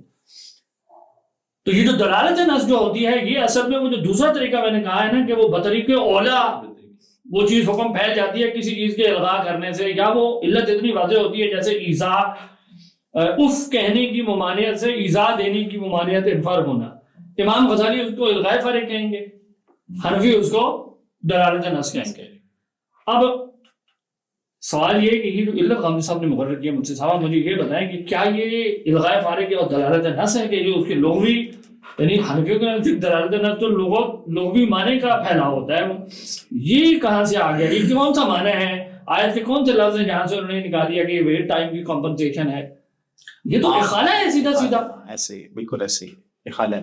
اچھا اب آپ دیکھیں کہ غامدی صاحب پہلی بات تو منسوخ، پہلے والی کیس تو بند، دوسرے والے کیس کے اندر بھی اگر فرض کریں غامدی صاحب یہ دکھاتے کہ جیسے غامدی صاحب نے جو مثال دی وہ قانون اجارہ کی اصل میں دی ہے، یعنی ہم اپنے فقہ کی زبان میں بات کریں کہ جب کوئی جاب کسی کو دیتا ہے تو وہاں پر جاب سے جب اس کو فائر کیا جاتا ہے تو اس کو کچھ شرط سے کہ اس کی سیلری جو ہے وہ دے دی جاتی ہے. تو اسی طرح کی ہے. اب سوال یہ پیدا ہوتا ہے کہ کیا قانون اجارہ میں یہ علت شریعت نے کہ اگر میں 1 سال کے لیے کسی کو مزدور رکھوں یا اپنے پاس رکھوں اور اس کے بعد جب میں اس کو ہوں تو کچھ خاص دنوں کے لیے اس کو اضافی پیمنٹ دینا، یہ قانون اجارہ میں کہیں آئی ہے یہ بات؟ پہلے سے منسوخ ہے یہ بات. سر ایسا تو کوئی قانون میں اجارہ میں پابندی نہیں ہے کہ نہیں بھائی آپ نے اس کو دینی، تو ہمارے عرف میں یہ بنا ہے. یہ تو آپ اس عرف کو قیاس کرتے ہوئے آپ ہمارے زمانے کے عرف کو بنیاد بنا کے تو قیاس نہیں کر سکتے کہ وہ وصف مؤثر ہو گیا. یہ وصف تو مؤثر ہے آج کل کی یعنی کارپوریٹس وغیرہ ان کے اندر لائف میں، اور اس کی تاثیر اخالے پر ہے. دیکھیں نا، وہ جو میں نے کہا کہ وصف مؤثر کبھی یہ ہوتا ہے کہ شارع نے اس کا اعتبار کیا ہوتا ہے. جیسے اس کی مثال دے دیتا ہوں سمجھانے کے لیے. جیسے یہ بات اجماع سے ثابت ہے نصوص کی بنا پر کہ باپ کو بچے کی مال کے اوپر نہ ولایت حاصل ہے.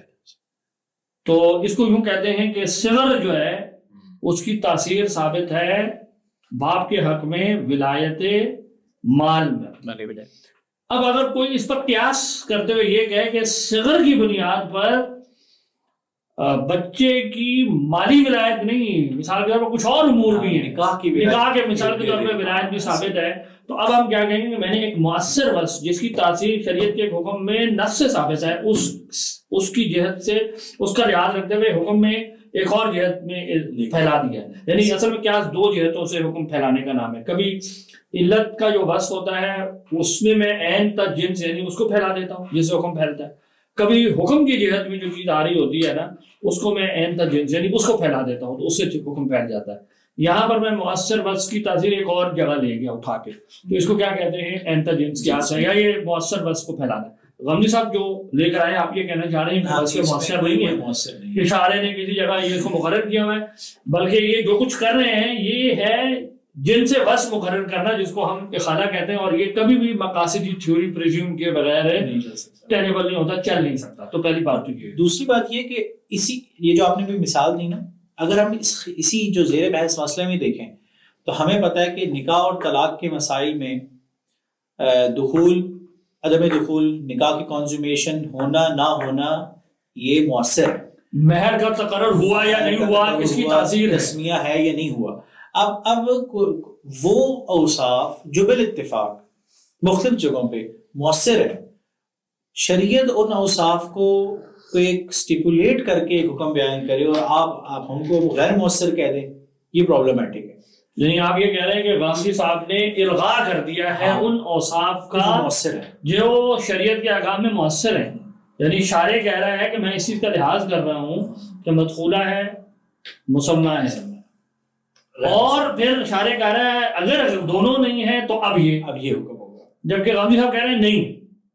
ان کا کوئی اعتبار نہیں. اور یہ جو آخری کیٹیگری کے لیے ان کے ساتھ آیا تھا if کی کنڈیشن کے ساتھ، غامدی صاحب کہہ رہے ہیں if کنڈیشن جو ہے نا میں ایک ایسی علت مقرر کروں گا جو ان کو کیا کر دے گی، انڈو کر دے گی. تو مجھے بتائیں کہ کنڈیشنل کا مطلب کیا ہوتا ہے، کنڈیشنز لگائی کیوں جاتی ہیں؟ کنڈیشنز کا تو مطلب یہ ہوتا ہے کہ اگر یہ چیز نہ ہو تو وہ چیز کسی اور چیز میں شامل ہو جائے. اگر میں 3 کنڈیشنز کے ساتھ ایک بات کروں تو اس کا تو مطلب مجھے صاحب تو یہی ہے نا کہ میں 3 کیسز کو کیا کر رہا ہوں، الگ الگ کر رہے ہیں. مطلب وہاں پہ آپ پورے کا پورا یعنی ایک کنڈیشن نہیں ہے، آپ سے آپ دیکھیں کیسز بنائے جانے کی، یہ کیس ہو تو یہ کیس ہو. اچھا اس میں یہ بات ایڈ کروں کہ ہو سکتا ہے کہہ دے کہ بعض اوقات شرط جو ہے نا یا وصف جو ہے وہ غیر مفید ہوتا ہے، یعنی اس سے مقصود کسی کو نکالنا نہیں ہوتا. جیسے مثال کے طور پہ قرآن مجید میں اللہ تعالیٰ نے جہاں پہ فرمایا کہ اگر کوئی بندہ نکاح کرے تو اس کی جو ستیلی بیٹی ہے تو وہ اس کے بارے میں آتا ہے فی حجورکم، تمہاری پرورش میں، تمہاری گود میں پرورش میں ہو. اس کے بارے میں وہ لکھتے ہیں کہ اصل میں یہ جو شرط ہے یا یہ جو وصف ہے جو قید کے طور پہ ہے، یہ قید جو ہے مفید نہیں ہے، یہ عرف کی وجہ سے عائد ہوئی ہے. تو ٹھیک ہے یہ ہو سکتا ہے، لیکن غامدی صاحب نے کیا یہ دعویٰ کریں گے کہ یہ جو یہاں پر قید لگائی گئی ہے یہ کوئی زبان، یعنی وہاں پر تو دعویٰ یہ ہوتا ہے کہ زبان کے اندر گفتگو کرتے ہوئے یوں کہہ دیتے ہیں کہ تمہاری نا گود میں پرورش میں ہے تمہاری، عام طور سے نا ان کا محاورہ ہوتا ہے.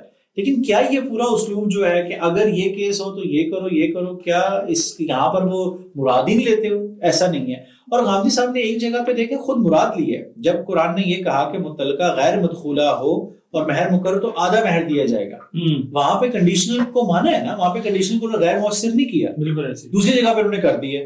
تو یہ کیا وجہ ہے اس کی؟ اب یہ تو اس کا جواب کون سا ہم یہ دیتے ہیں کہ شارع کا طریقہ کار یہ ہوتا ہے کہ وہ ہر جگہ پہ بات کو نہیں دہراتا، دوسری جگہ پہ یہ ٹھیک ہے، یہ بات درست ہے، لیکن بات ہے کہ جو جہاں پر شاعر نے بات کی ہے وہاں پہ شرط کا اسلوب استعمال کیا ہے، اس کا تقاضا ہے اس کو اگر آپ چینج کریں تو اس کی کوئی بنیاد تو دینی چاہیے. اچھا دیکھیں چلے ہم ان ساری باتوں کو اگنور کر دیتے ہیں اور مان لیتے ہیں ایسے ہی جو یہ مقرر کرنا چاہتے ہیں، لیکن مفتی صاحب بات یہ کہ علت کا ملائم ہونا ضروری ہے نا. یعنی جہاں ہم نے کہا کہ پہلا مسئلہ یہ ہے کہ یہ علت ایسی مقرر کر رہے ہیں جو مؤثر اوصاف کو کیا کر رہی ہے، کالعدم کر رہی ہے. بالکل. دوسرے نمبر پر چلیں اس کو بھی اگنور کر دیں، کسی توجیہ سے ہم کہیں کہ نہیں کالعدم ہوئے. بات یہ ہے کہ جہاں علت جو ہے وہ ملائم بھی ہے، ملائم سے مراد یہ ہے کہ کیا واقعی مقصدی تناسب میں یہی بات کہنا ضروری ہے یا اور بھی بات کہی جا سکتی ہے. آپ کو پتہ ہے مقصدی تعلقات جو ہوتے ہیں یہ کمزور طریقہ ہے، کیا صحیح سی وجہ سے اس کے اوپر بہت ساری شرطیں بھی عائد کی جاتی ہیں اور اس کو بہت کمزور طریقہ استدلال کا مانا گیا ہے ہمارے اصول فقہ کے اندر تخریج منات کو. اب آپ دیکھیں مثال کے طور پر انہوں نے قیاس کر لیا ہے کہ جی وہ جو کام والے لوگ ہیں یہ اس کی طرح ہے. بات یہ کہ کیا یہ کام یہ اجارے کا کانٹریکٹ ہے، عقد نکاح جو ہے کیا عقد اجارہ کی طرح ہے، نمبر 1. دوسرے نمبر پر وہاں تو عام طور پہ لوگوں کی جو پیمنٹس ہوتی ہیں اسی میں سے ادارہ کیا کرتا رہتا ہے، تھوڑے تھوڑے پیسے کاٹتا رہتا ہے، آخر میں جا کے ان کو دے دیتا ہے. تو کیا آپ غامدی صاحب یہاں پر ہم یہ کہیں گے نہیں عورت سے پیسے لیے جائیں تاکہ آخر میں جا کے مرد اس کو پھر وہ دے دے؟ یا مثال کے طور پر آپ دیکھیں یہ اپرچونٹی کاسٹ بنا رہے ہیں نا کہ وہ ویٹ ٹائم ہے، تو بات یہ ہے کہ جو غیر مدخولہ غیر مسمى ہے اس کا تو ویٹ ٹائم 0 ہے، اس کو تو شریعت نے عدت کا پابند بنایا ہی نہیں ہے، وہ جب چاہیں نکاح کر لیں اگلے دن طلاق کے بعد. جبکہ جو مدخولہ ہے اس کے لیے تو ویٹ ٹائم کی بات سمجھ میں آتی ہے کہ اس نے 3 مطلب ماہ جو ہے وہ انتظار کرنا ہے یا بیوہ نے انتظار کرنا ہے، اس نے کس چیز کا انتظار کرنا ہے. تو یہ کیسے یعنی ہم اتنی آسانی سے مان لیں گے جو اتنے سارے فروق ہیں. اور بھی یعنی آپ دیکھیں اس میں فرق آپ دکھا سکتے ہیں. اچھا اس میں نا ایک چیز ایڈ کروں گا کہ کتاب النفقات کے چیپٹر کو بھی یہاں پہ نا لانے کی ضرورت ہے. غامدی صاحب یہ مانتے سب مانتے ہیں کہ نکاح سے پہلے بچی کا نان نفقہ کس کے ذمے میں؟ والد کے ذمے میں، بھائی پہ. سوال یہ پیدا ہوتا ہے کہ جب طلاق دے دی اور چلے غامدی صاحب کو 1 سال گزرنے کے بعد نکاح نہیں ہوا تو کس پہ ہوگا؟ وہ والد اور بھائی پہ ہوگا نا. تو اصل بات یہ ہے کہ جب شوہر کے پاس سے خاتون کو ایسا میں غامدی صاحب کو پریزیوم کر رہے ہیں کہ شاید وہ وائڈ میں بیچاری چلی گئی ہے اور اس کی پرسان حال نہیں ہے، جبکہ یہ کیس نہیں ہے. طلاق ہوئی ہے، طلاق ہوتے ہی یعنی عدت کے دوران تک تو نان نفقہ شوہر کے ذمے ہے، اس کے بعد اس کا شفٹ ہو جائے گا والد پہ، بھائی پہ، چچا پہ، یعنی جو ہمارے ہاں جو کتاب النفقات میں جو پوری ہائرارکی بنائی جاتی ہے. بالکل. تو اس وجہ سے یہ جبکہ ملازم کا یہ والی بات ہی نہیں ہوتی. دوسری بالکل 2 پارٹس کو انہوں نے کمپیئر کر دیا اور کوئی بھی نہیں ہے. اس طرح سے بات ہے کہ یہ علت غیر ملائمہ. اور سب سے بڑی بات جو ہے نا کہ شریعت نے اس کا اچھا آپ اخالہ میں بھی آپ دیکھیں نا, اخالہ میں بھی زیادہ تر جو آپ دیکھیں وہ نا جیسے اس کی ایک مشہور مثال ہے کہ جس کو ہم سب بھی تسلیم کرتے ہیں کہ کسی نے اگر اپنے مورث کو قتل کر دیا تو اس کو محروم کیا جائے گا. اس میں وہ کہتے ہیں کہ اصول یہ بناتے ہیں کہ من استعجل بشیء قبل اوانی عوقب بحد, جس بندہ وقت سے پہلے اگر کوئی لڑکی کوشش کرے تو اس کی سزا یہ ہے کہ اس کو اس سے محروم کرو. یہ اصولیین اس سے اخذ کرتے ہیں اس سے. اب دیکھیے سمجھ آ رہی ہے کہ وجہ کیا ہے کہ شریعت یہ کیوں محروم کر رہے ہیں. بھائی وجہ اس کی ہے کہ اس نے مارا کیوں ہے, اس نے اپنا حق جلدی حاصل کرنے کے لیے کر لوں, اس کا مطلب ہے کہ اس کو تاکہ سوسائٹی میں رک سکے, ڈیٹرنس پیدا ہو جائے. تو یہ ضروریات قبیل سے. اب یہاں پر یہ کون سی ایسی ضرورت پیدا ہو رہی ہے, مطلب یہ بہت مشکل ہے. اور اس طرح کے حالات وغیرہ عام طور سے ضرورت کے قبیل سے کیے جا رہے ہوتے ہیں جہاں پہ ضرورت پیش آ رہی ہوتی ہے. اچھا پھر آپ دیکھیں انہوں نے جو بیوہ سے متعلق اپنی توجیہ کی ہے وہاں پر بھی دیکھیں یہی پرابلم ہے. پہلا تو یہ مفروضہ دیکھیں کتنی آسانی سے ایک نیا کنسٹرکٹ کر لیا کہ عربوں میں بیوہ سے حوالے سے کوئی عرف نہیں تھا تو شارع نے متعین کر دیا. مطلقات کے حوالے سے تھا کہ وہ متاع معروف دیتے, اگر وہ تھا تو پھر قرآن کیوں کہہ رہا ہے کہ ان سب کو دو, اور اس کی کیا دلیل ہے کہ اس کا نہیں تھا اور اس کا تھا. یعنی یہ صرف اسپیکولیشن ہے کہ تھیوری سیٹ بٹھانی ہے تو وہاں قائم کر لو کہ ان کے, کیونکہ کیا عربوں کے ہاں طلاق ہوتی تھی, بیوہ نہیں ہوتی تھی, عورتیں تھیں ظاہریں ہوتی تھی, تو ان کے لیے نہ ہونے کی کیا دلیل ہے؟ ظاہر اس کی کوئی دلیل نہیں ہے. پھر ہم کہتے ہیں ساری توجیہ مان لیتے ہیں.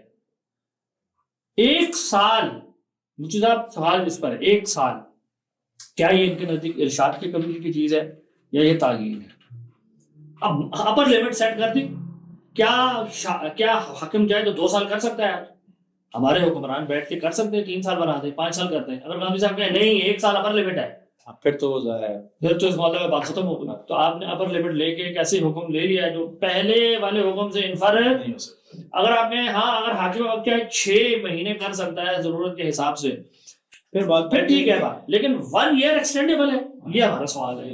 اگر یہ کہتے ہیں نہیں 1 ایئر سے زیادہ ایکسٹینڈیبل نہیں ہے, یا اگر یہ کہتے ہیں کہ ہمارے عرف میں اگر 5 سال آ جائیں تو پھر 5 سال تک پھیلا دو, پھر ان کی تھیوری کم از کم اس مسئلے میں ہم ہو جائے گی. تو بھارت ہم اپنی غالباً صاحب نے جو پوری جو اس کی جواب دیا تھا اس میں یہ دیا تھا کہ شریعت نے معروف کو بنایا, لیکن چونکہ عرب کے لیے وہ سب معروف تھا نہیں نا, اس وجہ سے شارع نے وہاں پہ خود سے مقرر کر دیا کہ تم لوگ جو ہو نا اس کو یہ دے دو. اس سے یہ لگ رہا ہے کہ وہ اس کو اسپیسیفک ٹو وہ عرب معاشرہ اس زمانے کے حالات سے کر دیں, اس کو ہم چینج کر سکتے ہیں. آپ کیا آج ہم چاہیں تو 6 مہینے کر لیں, 1 مہینہ کر لیں, یا چاہیں تو بالکل ختم کر دیں. اپیرنٹلی تو اگر لگے ایسا تو ہو جائے. مگر آج اگر غالب صاحب کی طرف سے بات سے خواتین جابس کر رہی ہیں, مرد جو ہے وہ خرچ کر خواتین کے اکاؤنٹس بھرے ہوئے ہوتے ہیں, جاب کرنے والی خواتین ہیں, تو اس صورت میں بھی کیا غالب صاحب پہ عائد کریں گے؟ یا اور چھوڑیں آپ, ہمارے ہاں یہ سونا ہوتا ہے, یہ بہت ساری مقدار ہوتا ہے, عورت کی ملکیت میں مرد جو ہے وہ ساری زندگی اس کی زکات بھرتا رہتا ہے. تو مطلب مال تو خواتین کے پاس, یعنی یہ تو اہم ہی بات بنی ہے کہ جو ہمارے معاشرے میں خواتین کو بہت مال ہوتا ہے, مرد غریب ہوتا ہے اصل بات یہ کہ وہ خرچ کرنے. غامدی صاحب کے اصول میں پھر یہ قیاس یعنی اجتہاد کیا جا سکتا ہے کہ یہ حکم پہ عمل کرنے کی ضرورت نہیں ہے, کیونکہ یہ خاتون مثال کے طور پہ مالدار ہے, اس کو دینے کی ضرورت نہیں ہے. مطلب کیونکہ اگر یہ عرف ڈیٹرمنٹ اور اگر یہ کہیں نہیں فکس ہے تو بس پھر تعین. ہاں پھر تعین ہونی چاہیے. چل ہم اگلی مثال کی طرف چلتے ہیں, آگے بڑھتے ہیں. مجھے صاحب چوتھی مثال کی طرف چلتے ہیں, جہاں غامدی صاحب بہرحال کچھ نہ کچھ ہم آہنگی کے ساتھ بٹھاتے ہیں لیکن تکلفات کے ساتھ. ہمارا سوال ان خواتین سے متعلق تھا جن سے نکاح حرام ہے. سورہ نساء میں اس کی ایک پوری لسٹ آئی ہے جن کے ساتھ نکاح کرنا منع ہے, اور آخر میں آیا ہے احل لکم ما وراء ذالک, یعنی تمہاری مائیں, تمہاری بہنیں, چاچی وغیرہ بہت سارے رشتے دار ہیں, رضائی رشتے داروں کے بارے میں آیا. پھر 2 بہنوں کو نکاح کرنا منع ہے. پھر اسی طرح ستیلے, اور اسی طرح جو نکاح کے تعلق سے جو حرمتیں قائم ہوتی ہیں جیسے ساس کے ساتھ نکاح وغیرہ, تو ان سب کے بعد قرآن کہتا ہے احل لکم ما وراء ذالک, تمہارے لیے اس کے علاوہ سب کچھ کسی اور سے نکاح کرنا جائز ہے. اور دوسری جگہ پر سورہ بقرہ میں یہ بات آئی ہے کہ مشرکہ عورت سے تم بہرحال نکاح نہ کرو. اب ہمارا سوال یہ تھا کہ یہاں بظاہر سورہ نساء کی جو آیت نمبر 23 ہے جس کے اندر لسٹ آئی ہے خواتین سے جن کے نکاح کرنا منع ہے, اس کے بعد سورہ بقرہ کی آیت نمبر 221 ہے جہاں یہ کہا گیا کہ تم نکاح مشرکہ سے نہ کرو. تو یہ تخصیص ہے. اور اس کے ساتھ ہی قرآن میں جو بات آئی ہے وہ ہے کہ اللہ تعالیٰ تمہارے لیے تبیین کر رہا ہے, یبین, تمہارے لیے اپنی آیتیں بیان کر رہا ہے. تو ہمارا استدلال یہ ہے کہ یہ جو تخصیصی حکم ہے اس کو قرآن کیا کہہ رہا ہے؟ تبیین. اچھا, اب ظاہر ہے ہم یہ بات ہمیں معلوم تھی کہ غامدی صاحب اور اصلاحی صاحب وغیرہ عام طور پہ یبین وغیرہ جو اس طرح کی آیات ہیں انہیں شرح و وضاحت کے معنی میں استعمال کرتے ہیں, اور وہ شرح اس جس کو وہ عموماً یہ کہتے ہیں کہ پیچھے جو بات گزری ہوتی ہے نا یہ اس کی تبیین ہے. تو یہ ہمارے یعنی ہم اینٹیسپیٹ کرتے کہ یہ بات ہو سکتی ہے, اس لیے ہم نے یہ سوال میں یہ چیز ایڈ کی تھی کہ مولانا اصلاحی صاحب نے سورہ بقرہ کی یہ جو 221 نمبر آیت ہے اس کی شرح کرتے ہوئے یہ بات لکھی ہے کہ یہ آیت بھی چونکہ اوپر کے مباحث کی وضاحت کے طور پر نازل ہوئی, اس وجہ سے آخر میں فرما دیا کہ وَيُبَيِّنُ آیَاتِهِ لِلنَّاسِ لَعَلَّهُمْ يَتَذَكَّرُونَ, یہ سورہ بقرہ میں. اور اللہ اپنی آیتوں کی وضاحت کر رہا ہے تاکہ لوگ یاد دہانی حاصل کر سکیں. اوپر کی ابزا سنیے گا, اوپر اصل میں جہاد اور جو انفاق وغیرہ کے احکام ہیں ان کا ذکر ہو رہا ہے. تو وہ کہتے ہیں اوپر کی 2 آیتوں میں یتامہ سے متعلق جو باتیں کہی گئی ہیں سورہ نساء میں بھی ان کی طرف اشارے ہیں. تو وہ کیا کر رہے ہیں کہ ایک آیت میں ایک صورت میں جو بات آئی ہے اس کو دوسری جگہ کے ساتھ ریلیٹ کر رہے ہیں. تو ہمارا کہنا یہ تھا کہ یہ نہیں کہا جا سکتا, یو کی ناٹ بلاک اٹ. یہ سورہ نساء کی بات سورہ بقرہ کی جو تبیین کی بات ہے وہ اس میں مراد نہیں ہو سکتی, بلکہ وہ تخصیص اس میں مراد ہو سکتی ہے. یعنی کراس تبیین بھی آپ کے سسٹم بالکل منع نہیں کرتا. تو اگر یہ الاؤڈ ہے تو یہ تخصیص بن گئی اس میں, اور تبیین کو قرآن تخصیص کہہ رہا ہے. اب یہ ہمارا سوال تھا. غامدی صاحب نے اس کے جواب میں کیا ارشاد فرمایا؟ غامدی صاحب نے پہلے تو جیسے ہم پچھلی ایک مثال میں انہوں نے کہا کہ اصلاحی صاحب کی تفسیر سے جو استدلال ہے وہ درست نہیں ہے. وہ غامدی صاحب کا یہ کہہ رہے تھے کہ اصلاحی صاحب سورہ بقرہ میں پیچھے مذکور احکام ہی کی تبیین کی بات کر رہے ہیں. وہ ہمیں یہ کہہ رہے ہیں کہ ہم نے یہ جو تبیین 221 نمبر آیت ہے اس کے لفظ کو جو سورہ نساء کی آیت سے جوڑ دیا, اصلاحی صاحب یہ بات ہے یہ نہیں کہہ رہے, یہ کہہ ہی نہیں رہے. ایک تو انہوں نے یہ بات کہی. دوسری بات انہوں نے غامدی صاحب نے یہ بات کہی کہ سورہ بقرہ میں جس جگہ پہ تبیین کا لفظ آیا نا, کہتے ہیں اس سے پہلے جہاد انفاق کے احکام وغیرہ زیر بحث تھے. اور جہاد وغیرہ میں پتہ ہے ہمیں کہ بچے خواتین جو ہے وہ بیوہ ہوتی ہیں, بچے یتیم ہوتے ہیں. تو اس سے متعلق یہ وضاحت دی کہ نکاح کی ضرورت پیش آ جائے تو تم ایک تو یہ کہ مشرک مرد عورت سے نکاح نہ کرنا, اور یہی وضاحت اس مقام پہ تبیین ہے. تو اب اصل میں وہ یہ کہنا گویا کہ وہ یہ جواب دینا یہ اب اچھا, لیکن ظاہر اس سے بات پوری نہیں ہوتی. اس سے ان کو یہ بات ایڈ کرنی پڑی کہ وہ جو وَأُحِلَّ لَكُم مَا وَرَاءَ ذَلِكُم جو ہے وہاں پر دراصل زیر بحث مخصوص کیٹیگری سے نکاح, یعنی وہاں پر وہ آیت آل انکمپاسنگ نہیں ہے کہ کن کن سے نہیں ہو سکتا, بلکہ وہ اصل میں صرف اور صرف ایک خاص سبب کی وجہ سے, اور وہ سبب ہے جس کو انہوں نے فحش سے تعبیر کیا. اچھا, یہ بات انہوں نے ہمارے جواب میں اس طرح سے ہائی لائٹ نہیں کی, لیکن یہ الگ سے ان کا موقف ہمیں پتہ ہے. تو میں یہاں ہم اصل میں ایڈ کر رہے ہیں, ناظرین کو ہم بتانا یہ چاہ رہے ہیں کہ انہوں نے الگ سے ان کا یہ موقف چونکہ پتہ ہے, انہوں نے وہاں صرف اتنا کہا ہے کہ وہ جو وہاں احل لکم ما وراء ذالکم میں ما آ گیا ہے اس کو کیسے سمجھنا ہے اس کا ایک الگ طریقہ ہے. انہوں نے اس کا جواب دینے کی کوئی خاص ضرورت وہاں سمجھی نہیں ہے. بس انہوں نے یہ کہا کہ یہ جو آپ نے تبیین کراس کی ہے یہ درست نہیں ہے. بس اصلاحی صاحب کا نام یہاں کوٹ کرنا ہی غلط ہے, یہ کہہ کے انہوں نے بات ختم. اور اس میں پھر وہ یہ کہتے ہیں کہ جہاں سورہ نساء میں یہ آیا ہے کہ تم ان کے سوا جن سے چاہو نکاح کر سکتے ہو, وہاں اس کے پچھلی والی آیت میں ہے کہ وَلَا تَنْكِحُوا مَا نَكَحَ آبَاؤُكُمْ إِلَّا مَا قَدْ سَلَفَ إِنَّهُ كَانَ فَاحِشَةً وَمَقْتًا وَسَاءَ سَبِيلًا. یعنی عرب ایسا کر لیتے تھے, تو قرآن نے کہا کہ یہ بہت فحش عمل ہے. تو غامدی صاحب کا کہنا ہے کہ جو آگے حرمت علیکم امہاتکم ایڈجسنٹ پوری لسٹ آئی ہے, یہ اصل میں فحش ہونے کی علت کی وجہ سے جو خواتین نکاح میں لانا حرام ہے یہ ان کا بیان ہے. اور اس کے آخر میں وہ جو گویا ما وراء ذالک آ گیا ہے وہ اسی علت کی بنا پر جو چیزیں حرام یعنی عورتیں حرام ہوتی تھی اس سبب کی طرف اشارہ ہے. رہ گیا مشرکہ سے نکاح, تو ظاہر ہے اس کا جو ممانعت کا سبب ہے وہ کوئی اور ہے, وہ فحش ہے ہی نہیں. لہٰذا یہ گویا نہیں کہا جا سکتا ان کے خیال میں کہ یہ تخصیص کی کوئی کیفیت بن گئی. تو یہ ان کا پورا جواب بن گیا. اچھا, اس جواب میں ہمارے جواب پہ 2 طرح کا تبصرہ ہے. ایک تو یہ کہ یہ جو انہوں نے کراس ریفرنس میں یا اصلاحی صاحب کا یہ جو کہا کہ ایک آیت دوسری آیت کے لیے نہیں ہے بلکہ سورہ بقرہ کے لیے ہے. پہلے تو ہمارا تبصرہ اس پہ ہے کہ کیا غامدی صاحب کی پریزمپشن یہ ہے کہ اگر ایک آیت میں کسی آیت کو آیت تبیین قرار دیا گیا ہے تو مبین اسی آیت میں آنا چاہیے؟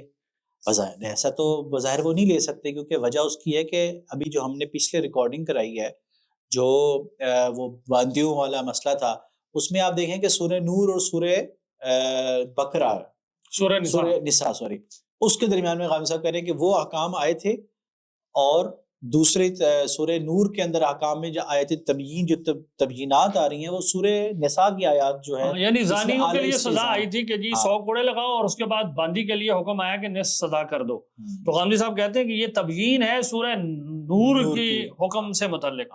تو اب آپ دیکھیں ایک صورت کے بعد دوسری صورت میں اس کا تبیینی حکم آ گیا، تو اور وہ اس کو تبیین کہا گیا ہے قرآن میں، اور غامدی صاحب مان رہے ہیں. تو لہٰذا یہ پابندی کیسے لگائی جا سکتی ہے؟ یہ نہیں ہو سکتا، یعنی اس بنیاد پہ کم از کم غامدی صاحب اس کو رد نہیں کر سکتے. دوسری بات یہ ہے کہ کسی تبیین و مبین تبیین کا ریلیشن شپ جو ہے یہ اسٹیبلش کیسے کیا جاتا ہے؟ یعنی ٹھیک ہے غامدی صاحب نے کہہ دیا ہم نے غلط کہا، اصل میں سورہ بقرہ ہی کی بات ہو رہی ہے، مان لیا تھوڑی دیر کے لیے. سوال کیوں؟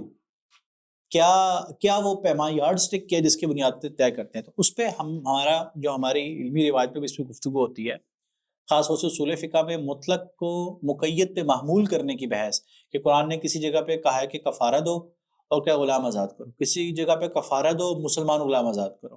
آپ کو پتہ ہے اس میں بحث ہوتی ہے کہ بعض کہتے ہیں کہ جہاں پر مسلمان کفارے کی کہا، جس کفارے میں اسلام کی قید ہے وہاں پہ خاص مسلمان کفارہ غلام آزاد کیا جائے گا، اور جس جگہ پہ نہیں ہے وہاں کوئی بھی کافر بھی کیا جا سکتا ہے. اس کو مطلق کو مقید پہ معمول کرنے کی بحث ہے. اس میں جو بنیادی چیز ہے جو کتب ہے وہ موضوع ہوتا ہے، کہ موضوع جو ہے جس کو سبب سے تعبیر کرتے ہیں، کہ موضوع اور سبب اگر ایک ہے تو وہ کہتے ہیں کہ وہاں پہ کیا جائے گا، دونوں اکٹھے ہوں گے، اگر نہیں ہوگا تو نہیں کیا جائے گا. بھائی بالکل واضح بات ہے، وہ یہ بات کرتے ہیں. اب غامدی صاحب سے یہ سوال ہوتا ہے کہ آپ جب یہ طے کرتے ہیں کہ کیا یہ الٹپ معاملہ ہے، کسی کوئی دلیل ہوتی ہے؟ یعنی چلے غامدی صاحب کہتے ہیں کہ یہ آپ درست نہیں، لیکن ہمارا بھی ایک دعویٰ ہے اس کا. اب غامدی صاحب جیسے خود کہتے ہیں کہ جہاں پہ احتمال ہوتا ہے وہاں وجہ ترجیح دینی پڑتی ہے. جب آپ خود مان رہے ہیں کہ اس میں احتمال ہو سکتا ہے تو وجہ ترجیح کیا ہے؟ تو وہ ترجیح سبب کے علاوہ کیا ہے؟ اگر سبب نہیں ہے، اور اگر سبب ہے یا موضوع کی وحدت ہے تو وحدت موضوع تو پائی جا رہی ہے جو ہم نے مثالیں دی. یعنی حرمت نکاح کے اسباب یہ براڈ چیپٹر ہے جس کا ذکر سورہ بقرہ میں بھی ہوا کہ مشرکہ سے نکاح نہ کرو، اور حرمت اسباب نکاح میں سے جیسے ہم نے کہا کہ اس کا ذکر سورہ نساء میں. اور اگر آپ دیکھیں سورہ نساء کے اندر 3 اسباب کا ذکر ہوا ہے. فحش تو ایک بہت جنیرک قسم کی، آپ کو پتہ ہے انسٹینڈرڈائزڈ علت ہے. جو اسباب ہیں نا وہ 3 بیان ہوئے ہیں. پہلا وہ خواتین جن سے نکاح نسباً تعلق کی وجہ سے منع ہوتا ہے، جیسے ماں سے، بیٹی سے. کچھ خواتین وہ ہیں جن سے نکاح جو ہے وہ رضاعت کے تعلق کی وجہ سے منع ہوتا ہے، رضاعی مائیں بہنیں وغیرہ. اور تیسرا سبب جو ہے وہ علاقہ نکاح ہے، کہ بعض خواتین سے نکاح اصلاً تو منع نہیں ہوتا نسب کی وجہ سے، لیکن چونکہ کسی خاتون سے اب آپ کا نکاح کا تعلق ہو گیا تو اب کچھ اور عورتیں بھی ہیں جن سے نکاح نہیں کر سکتے، تعلق نہیں ہو سکتا. یا ایک خاتون نے کسی سے نکاح کر لیا تو جب تک اس کے نکاح میں وہ میرے نکاح میں نہیں آئے گی، مثال کے طور پہ ساس سے نکاح نہیں ہو سکتا وغیرہ. تو یہ 3 اسباب نکاح وہاں بیان ہوئے ہیں. اب بات یہ ہے کہ حرمت کے اسباب نکاح یہ ایک سنگل چیپٹر ہے نا، تو یہ اب آپ دیکھیں اس میں ایڈ کریں نبی علیہ السلام کے ازواج سے بھی قرآن مجید نے کیا کہا ہے کہ وہ تمہاری مائیں ہیں اور ان سے نکاح کرنا، تو وہ آیت بھی اس کے ساتھ جوڑی جائے گی. یعنی آپ نے جیسے مطلق کو مقید پر محمول کرنے کی بات کی کہ وحدت موضوع کی وجہ سے عام اور خاص بھی آپس میں جڑتے ہیں. تو یہ نہیں کہا جا سکتا کہ بھائی یہ بس میں نے طے کر دیا کہ پیچھے جو سورہ بقرہ میں آئی ہے نا یہ اس کی بات ہے. اس کی کیا دلیل ہے؟ جب خود آپ کا سسٹم الاؤ کر رہا ہے کہ سورہ نور کی تبیین جو ہے وہ سورہ نساء میں ہو سکتی ہے، تو سورہ نساء کی آیت نمبر 23 کی تبیین سورہ بقرہ کی آیت نمبر 221 میں کیوں نہیں ہو سکتی؟ What is blocking it? صحیح. اچھا اگلی بات یہ تھی کہ غامدی صاحب نے جس کو علت قرار دیا ہے کہ یہاں پر یہ فحش کی وجہ سے ہے، اس میں آپ نے 3 کا تذکرہ کیا. آپ دیکھیں ایک چوتھی چیز بھی ہے کہ 2 بہنوں کو اکٹھا نہیں کیا جا سکتا، وہ اس کو بھی فحش کہتے ہیں. سوال یہ کہ کیسے فحش ہے؟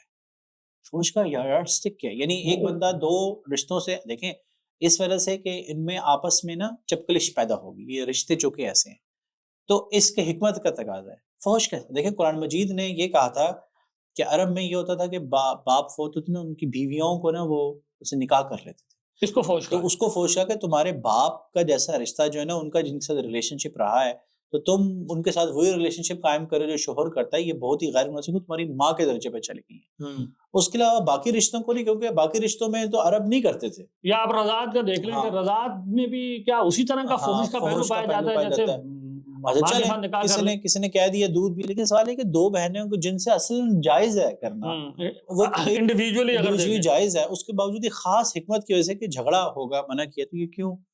اچھا دوسری اگلی بات یہ کہ جیسے آپ نے بھی بتایا کہ ذکر کیا کہ نبی کی بیویاں ہیں ان سے جو نکاح منع ہے، کیا وہ فوج کے تحت نہیں آتا؟ اب دیکھیں قرآن ان کو کہہ رہا ہے وازواجہ امہاتہم، تمہاری ماؤں کی طرح ہیں، وہ تمہاری مائیں ہیں کی طرح بھی نہیں، تمہاری مائیں، ان سے نکاح نہ کرو۔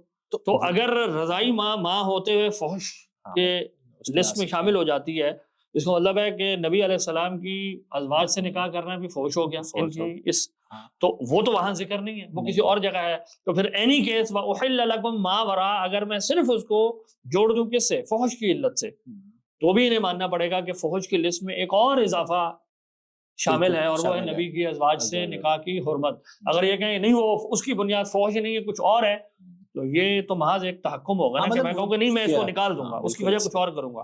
بلکہ اس میں آپ ایک چیز ایڈ کریں، مشرکہ سے نکاح جو ہے فحش کی لسٹ میں کیوں نہیں آ سکتا؟ ہاں مطلب کہ جب کہ دیکھا جائے تو وہ اسلام ایمان کے باب میں اتنی شرک میں وہ ڈوبی ہوئی۔ آپ دیکھیں قرآن مجید مشرکوں کو کیا کہتا ہے؟ انما المشرکون نجس، وہ تم کو نجس کہہ رہے ہیں، تو کیوں نہیں کہا جا سکتا کہ یہ بھی فحش بات ہے کہ ایک ایمان والا جو ہے جو اللہ کی توحید پر قائم ہے وہ ایک مشرک سے نکاح کر لے تو بہت ہی فحش بات ہے۔ یعنی جس طرح کی ماں کے ساتھ نکاح میں اور رضائی بہن میں اور دو بہنوں میں یہ پیدا کر سکتے ہیں، تو کوئی شخص بآسانی یہ بھی کہہ سکتا ہے۔ تو یہ تو محض ایک بات ہے کہ میں کہوں کہ نہیں وہ فحش نہیں ہے، یہ فحش ہے، ایسی ہے۔ تو میرے خیال میں یہ مطلب بنتی نہیں ہے بات۔ ہاں یہ نہیں مطلب انہوں نے وجہ بیان کرے، فوج کو بھی ڈیفائن کریں، فوج سے مراد کیا ہے ان کی، اور پھر اس کے بعد یعنی جو ہے نا وہ ہوگا۔ تو اس وجہ سے بظاہر یہی ہے کہ ہم صاحب نے چونکہ ان کا وہ نظریہ ہم آہنگ نہیں ہو رہا تھا تو انہوں کو لگا کہ اس سے ہم آہنگ ہوتا ہے، لیکن ظاہر اس میں اور جو سوالات جو پیدا ہوتے تھے وہ پھر اس کی طرف ان کو چھوڑ گئے۔ آخری مثال کی طرف چلتے ہیں مجھے صاحب، اور وہ یہ ہے کہ جب ہم نے ان کے ساتھ ان 9 مثالوں میں بحث کی تو انہوں نے ہر جگہ یہ دکھانے کی کوشش کی کہ جہاں پر بھی قرآن کے اندر یہ یبین تبیین وغیرہ کے الفاظ آئے ہیں وہ ان کے کیسی اطلاق کے اندر بند ہو جاتے ہیں یا وہ ان کی شرح و وضاحت ہے۔ لیکن 10ویں مثال جو ہے وہ ہم نے ان کو یہ دکھانے کے لیے دی کہ قرآن ابتدائے شریعت کو بھی کیا کہہ دیتا ہے، این اسی آیت میں تبیین اور یبین کہہ دیتا ہے۔ اب اگر آپ اس میں دیکھیں کہ سورہ نور کے اندر اللہ تعالیٰ نے کئی احکام مطلب یہ کہ دیے ہیں، جیسے بدکاری کرنے والوں کا احکام پہلے بیان ہوا آیت نمبر 2 اور 3 میں، پھر اس کے بعد جو لوگ بدکاری کا الزام لگائیں قذف کی ان کو سزا متعین کی گئی ان کے لیے، پھر اس کے بعد آ گیا کہ میاں بیوی کے درمیان اگر یہ معاملہ پیدا ہو جائے کہ انہیں ایک دوسرے کے اوپر شبہ ہو جائے تو پھر کیا کرے، اس کے احکام لعان کی صورت میں قرآن نے دیے۔ پھر اس کے بعد معاملہ جو ہے واقعہ عفق کی طرف لوٹ جاتا ہے، کیونکہ ہمیں پتہ ہے کہ یہ سارا معاملہ یہ جو احکامات ہیں اسی تناظر میں آئے ہیں۔ پھر اس کے بعد قرآن آیت نمبر 18 میں کہتا ہے وَيُبَيِّنُ اللَّهُ، یہ سارے احکام دینے کے بعد کیا کہتا ہے، یہ اللہ تعالیٰ تمہارے لیے تبیین کر رہے ہیں، اور اصلاحی صاحب نے اس کو اسی طرح سے لکھا ہوا ہے کہ اللہ تعالیٰ تمہیں احکام دے رہا ہے، یعنی یبین اللہ مطلب اللہ نے اپنی ہدایت اچھی طرح واضح کر دی ہے، اب ذمہ داری تمہاری ہے کہ تم اس پر عمل کرو، ٹھیک ہے۔ پھر آپ دیکھیں آیت نمبر 27 سے 29 آ جاتی ہیں جس کے اندر گھر میں داخلے کی اجازت سے متعلق احکام کا بیان ہے۔ پھر آیت نمبر 30-31 میں پردے کے متعلق کچھ احکام ہیں۔ پھر غلاموں کے نکاح سے متعلق احکام کی آیت آئی ہے آیت نمبر 32 اور 33، اور 34 نمبر آیت میں جا کے دوبارہ یبین کا ذکر کر دیا گیا ہے۔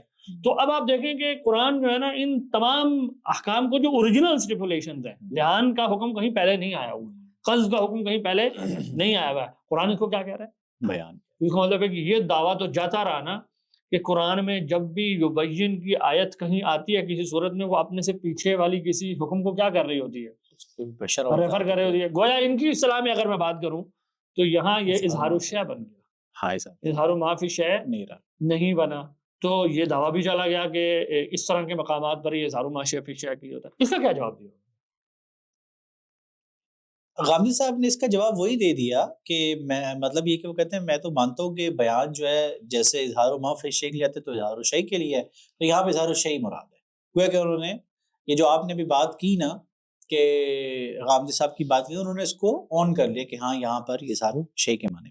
تو اس کا مطلب ہے کہ کم از کم یہ مقدمہ تو ٹوٹ گیا کہ قرآن جب کسی صورت میں یبین کی اصطلاحات کے ساتھ بات کرتا ہے، پیچھے کسی حکم کے بیان شرع ہوتی ہے، یہ بات تو جاتی رہی. ہاں بالکل، اور بلکہ اس کے ساتھ اسی کے آگے کنٹینیوشن میں یہ بات آئے گی کہ پھر ان کو وہاں پہ یہ بھی دکھانا ہوگا جب احتمال پیدا ہوتا ہے تو آپ کو مجھے ترجیح دینی ہوتی ہے کہ میں وہاں پہ شرع و وضاحت ہی کیوں مراد لوں، یہ خاص مسئلہ جو ہے وہ کیوں نہیں بنے گا بیان، یعنی بیان ابتدائی کیوں نہیں بن سکتا، یا اظہار الشیء کیوں نہیں بن سکتا، یہ بھی ان کو پھر ہر جگہ پہ دکھانے کی ضرورت پیش آ جائے گی. تو یہاں میرا خیال ہے ہماری 10 مثالیں پوری ہو جاتی ہیں. مفتی صاحب اگر ہم کنکلوڈ کریں پوری بات کو، یعنی ہم نے ان 10 مثالوں سے حاصل کرنے کی کیا کوشش کی ہے، جو کیا چیز واضح ہو گئی، یعنی ہم نے دیکھنے کی کوشش کی کہ ان کا دعویٰ ہے کہ نسخ بیان نہیں ہوتا، تقیید تحدید تخصیص بیان نہیں ہوتے، صرف قیاسی اطلاق بیان ہوتا ہے. تو ہم نے دیکھنے کی کوشش کی کہ کیا قرآن نے لفظ بیان اس طرح استعمال کیا ہے جیسے ان کا دعویٰ ہے، یا قرآن ان سب چیزوں کو بیان کہتا ہے. اور اگر قرآن ان سب چیزوں کو بیان کہتا ہے تو اس کا مطلب ہے ہمارے اصولیین نے بیان کے اندر جو چیزیں شامل رکھی ہیں وہ صرف لسانیات کا انالیٹیکل تجزیہ نہیں ہے، بلکہ خود قرآن کا محاورہ بھی اسی کو بیان کہتا ہے. اور غامدی صاحب کا جو موقف ہے وہ قرآن کے محاورے کے ساتھ ہم آہنگ نہیں ہے. تو ہم نے دیکھ لیا کہ تقیید تخصیص یا جزئی نسخ قرآن اس کو بیان کہتا ہے، جیسے گائے کا واقعہ ہے، گھروں میں داخلے سے متعلق بچوں اور غلاموں کی اجازت کی رخصت ہے. بعض چیزوں کو غامدی صاحب نے بٹھایا لیکن ہمیں پتا ہے کہ وہ محض تکلفات ہیں. اسی طرح بدکار لونڈی کی سزا میں جو تخفیف ہوئی ہے وہ سب اس کیٹیگری میں آ جاتی ہیں. پھر آپ دیکھیں حکم میں اضافے کو بھی قرآن کہتا ہے، جیسے متعلقہ یا بیوہ کے جو عدت سے متعلق احکام ہے اس میں جو حکم میں اضافہ کیا گیا ہے. اسی طرح نسخ کو ایک اور جگہ پہ جیسے بدکار لوگ جو ہیں ان کے جو احکام ہیں اس میں جو پہلے کہا کہ کوئی بھی سزا دے دو پھر معین کر دی گئی. پھر آپ دیکھیں جو نسخ کی حقیقت ہے کہ مخاطب کے گمان غالب میں کوئی تبدیلی، حضرت ابراہیم علیہ السلام حضرت سلیمان علیہ السلام کے واقعے میں جس طرح اس لفظ کو استعمال کیا گیا ہے اس سے بھی یہ واضح ہو جاتا ہے کہ یہ اس میں شامل ہے. پھر آپ دیکھیں ابتدائی شریعت قرآن اس کو بھی بیان کہتا ہے. تو ہر وہ چیز ابھی تو میں نے وہ چیز چھوڑ دی جو جہاں بیان لفظ استعمال نہیں ہوا، اور یہ ساری کیفیات وہاں پر قرآن میں آئی ہیں. ابھی ہم نے لفظ بیان کو فوکس میں رکھتے ہوئے بحث کی ہے. تو قرآن تو ان سب کو بیان کہہ رہا ہے اور اصولیین نے اسی کے اوپر بلڈ کیا ہے. یعنی کیسے کہہ سکتے ہیں غامدی صاحب کے یہ نہیں ہے. اسی میں دیکھیں جو ابھی آپ نے بات کہی کہ اس سے پتہ چلا کہ نسخ وغیرہ یہ امور بیان میں شامل ہیں. تو مدرسہ فراہی کی ایک کتب جو ہے یعنی اصلاحی صاحب، انہوں نے سورہ قیامہ میں ثم ان علینا بیانا، غامدی صاحب بھی اس میں بہت جب وہ نبی کے فرض منصبی پہ گفتگو کرتے ہیں تو وہ کہتے ہیں کہ یہ جو قرآن کی آیات ہیں لتبین للناس، یہاں پر بلا کم و کاس پہنچانا ہے، شرح و وضاحت مراد نہیں ہے اور نبی کی ذمہ داری نہیں ہے. پھر جب کہتے ہیں کہ قرآن کی شرح و وضاحت کس کی ذمہ داری ہے، وہ اللہ قرآن نے خود کہا کہ میری اپنی ذمہ داری ثم ان علینا بیانا. اچھا اس کے تحت آپ دیکھیں جا کے تدبر قرآن دیکھ لیجئے، وہ نص کو باقاعدہ اس کے تحت شامل کرتے ہیں کہ سائد کے تحت شامل. تو وہ گویا کہ اصلاحی صاحب جو ہیں نص کو باقاعدہ ثم ان علینا بیانا کا مستحق مان. یعنی آپ یہ کہہ رہے ہیں کہ اصلاحی صاحب نے جب ثم ان علینا بیانا کی تشریح کی ہے کہ اللہ تعالیٰ کہہ رہے ہیں کہ ہم نے قرآن آپ کے لیے اتارا ہے، تو اس کے لیے جو انہوں نے کہا کہ ہم اس کو بیان بھی کریں گے، تو وہ کہہ رہے ہیں نسخ بھی اس بیان میں شامل ہے. تو گھر سے شہادت نہیں شرح وضاحت، ہاں وہ شہید شاہد بن علیہ. اچھا دیکھیں اس میں دیکھیں مفتی صاحب ایک اور بہت اہم کنکلوژن آتا ہے اور ہماری گفتگو اصل میں اب اس کی طرف بڑھنے والی ہے. لیکن ابھی تک ہم نے لغت کے پہلو سے دیکھ لیا کہ غامدی صاحب کے پاس کوئی ایسی دلیل نہیں ہے لغوی پہلو سے کہ جو نص کو بیان سے یا تخصیص کو تقیید کو خارج کر دے. پھر ہم نے یہ دیکھا کہ کیا ہماری علمی جو روایت ہے، کیا غامدی صاحب کا موقف اس کے ساتھ ہم آہنگ ہے، تو ہم نے دیکھ لیا یہ اس سے باہر کھڑے ہوئے. پھر ہم نے دیکھنے کی کوشش کی جو موقف انہوں نے لے لیا ہے کیا وہ لغوی اور لسانیاتی پہلو سے اس کی کوئی معنی ہے، تو کوئی اس میں دلائل ہیں، تو ہم نے دیکھا وہ نہیں ہے، کوئی ضروری موقف نہیں ہے، بلکہ اس کے جگہ جگہ ابہامات پیدا ہو جاتے ہیں. پھر ہم نے دیکھا کیسے ان کے موقف سے تکلفات جنم لیتے ہیں. پھر ہم نے یہ بھی دیکھا کہ ان کی جزیات جو ہے وہ ان کے اس اصول کا ساتھ، اور آخر میں ہم نے یہ بھی دیکھ لیا کہ قرآن کا محاورہ جو ہے، دیکھیں آخر میں لٹمس ٹیسٹ یہ ہے نا کہ خود قرآن شارع جس کی کلام کی بات کر رہے ہیں سمجھ رہے ہیں کیا وہ اس لفظ کو ایسے برتتا ہے، تو ہم نے دیکھ لیا وہ بھی غامدی صاحب کے ساتھ نہیں ہے. جب یہ قرآن کا یہ محاورہ ہمارے سامنے آ جائے اور یہ لنگوسٹک بحث بھی آ جائے، تو قرآن مجید میں وہ جو بات آئی ہے کہ نبی علیہ السلام کے لیے کہ اے نبی جی ہم نے آپ کے لیے ذکر نازل کیا ہے لِتُبَيِّنَ لِلنَّاسِ مَا نُزِّلَ إِلَيْهِمْ، تاکہ آپ تبیین کر دیں، بیان کر دیں لوگوں کے لیے جو ان کی طرف نازل کیا گیا ہے۔ یہاں بیان کا مطلب واضح نہیں ہو جاتا کہ نبی کیا کریں گے۔ بیان میں اگر نبی تبیین کرتے ہیں، ہمیں پتہ ہے غامدی صاحب اس سے خاص مفہوم لیتے ہیں، اب ہم نے اسی کی طرف انشاءاللہ چلنا ہے، لیکن اسے یہ واضح نہیں ہو جاتا کہ نبی کی تبیین صرف ان کی تبیین شرح و وضاحت والی نہیں ہے، بلکہ جس کو قرآن بیان کہتا ہے نبی علیہ السلام یہ سب کر سکتے ہیں۔ وہ بیان تفسیر ہے، وہ بیان تخصیص ہے، وہ بیان تقیید ہے، بیان نسخ ہے۔ تو کیسے کہا جا سکتا ہے کہ نبی کی تبیین میں یہ چیزیں نہیں آ سکتی؟ ظاہر ہے یہ تو کمزور مقدمہ ہے۔ تاہم غامدی صاحب نے کچھ دلائل دی، یہاں تک ہمارا جو پازیٹیو نقد ہے وہ مکمل ہو جاتا ہے۔ ایسے اس کے بعد ہمیں غامدی صاحب کے دلائل کا کچھ تجزیہ لینا۔ ظاہر ہے وہ ایک موقف رکھتے ہیں تو انہوں نے کچھ دلائل بھی اپنے تئیں اختیار کیے ہیں، جس میں سورہ نحل کی یہ آیت ہے، اور کچھ دلائل ہیں جس میں وہ نسخ القرآن بالسنہ کو منع کرتے ہیں۔ تو ہم ان پر باری باری تبصرہ کریں گے، اور تیسری جہت انہوں نے یہ کہ انہوں نے ہمارے مفسرین اور اصولیین کی بعض عبارات سے بھی تمسک کرنے کی کوشش کی ہے۔ تو ہم انشاءاللہ اگلی نشستوں میں اس کا تبصرہ کرتے ہیں۔ والسلام علیکم۔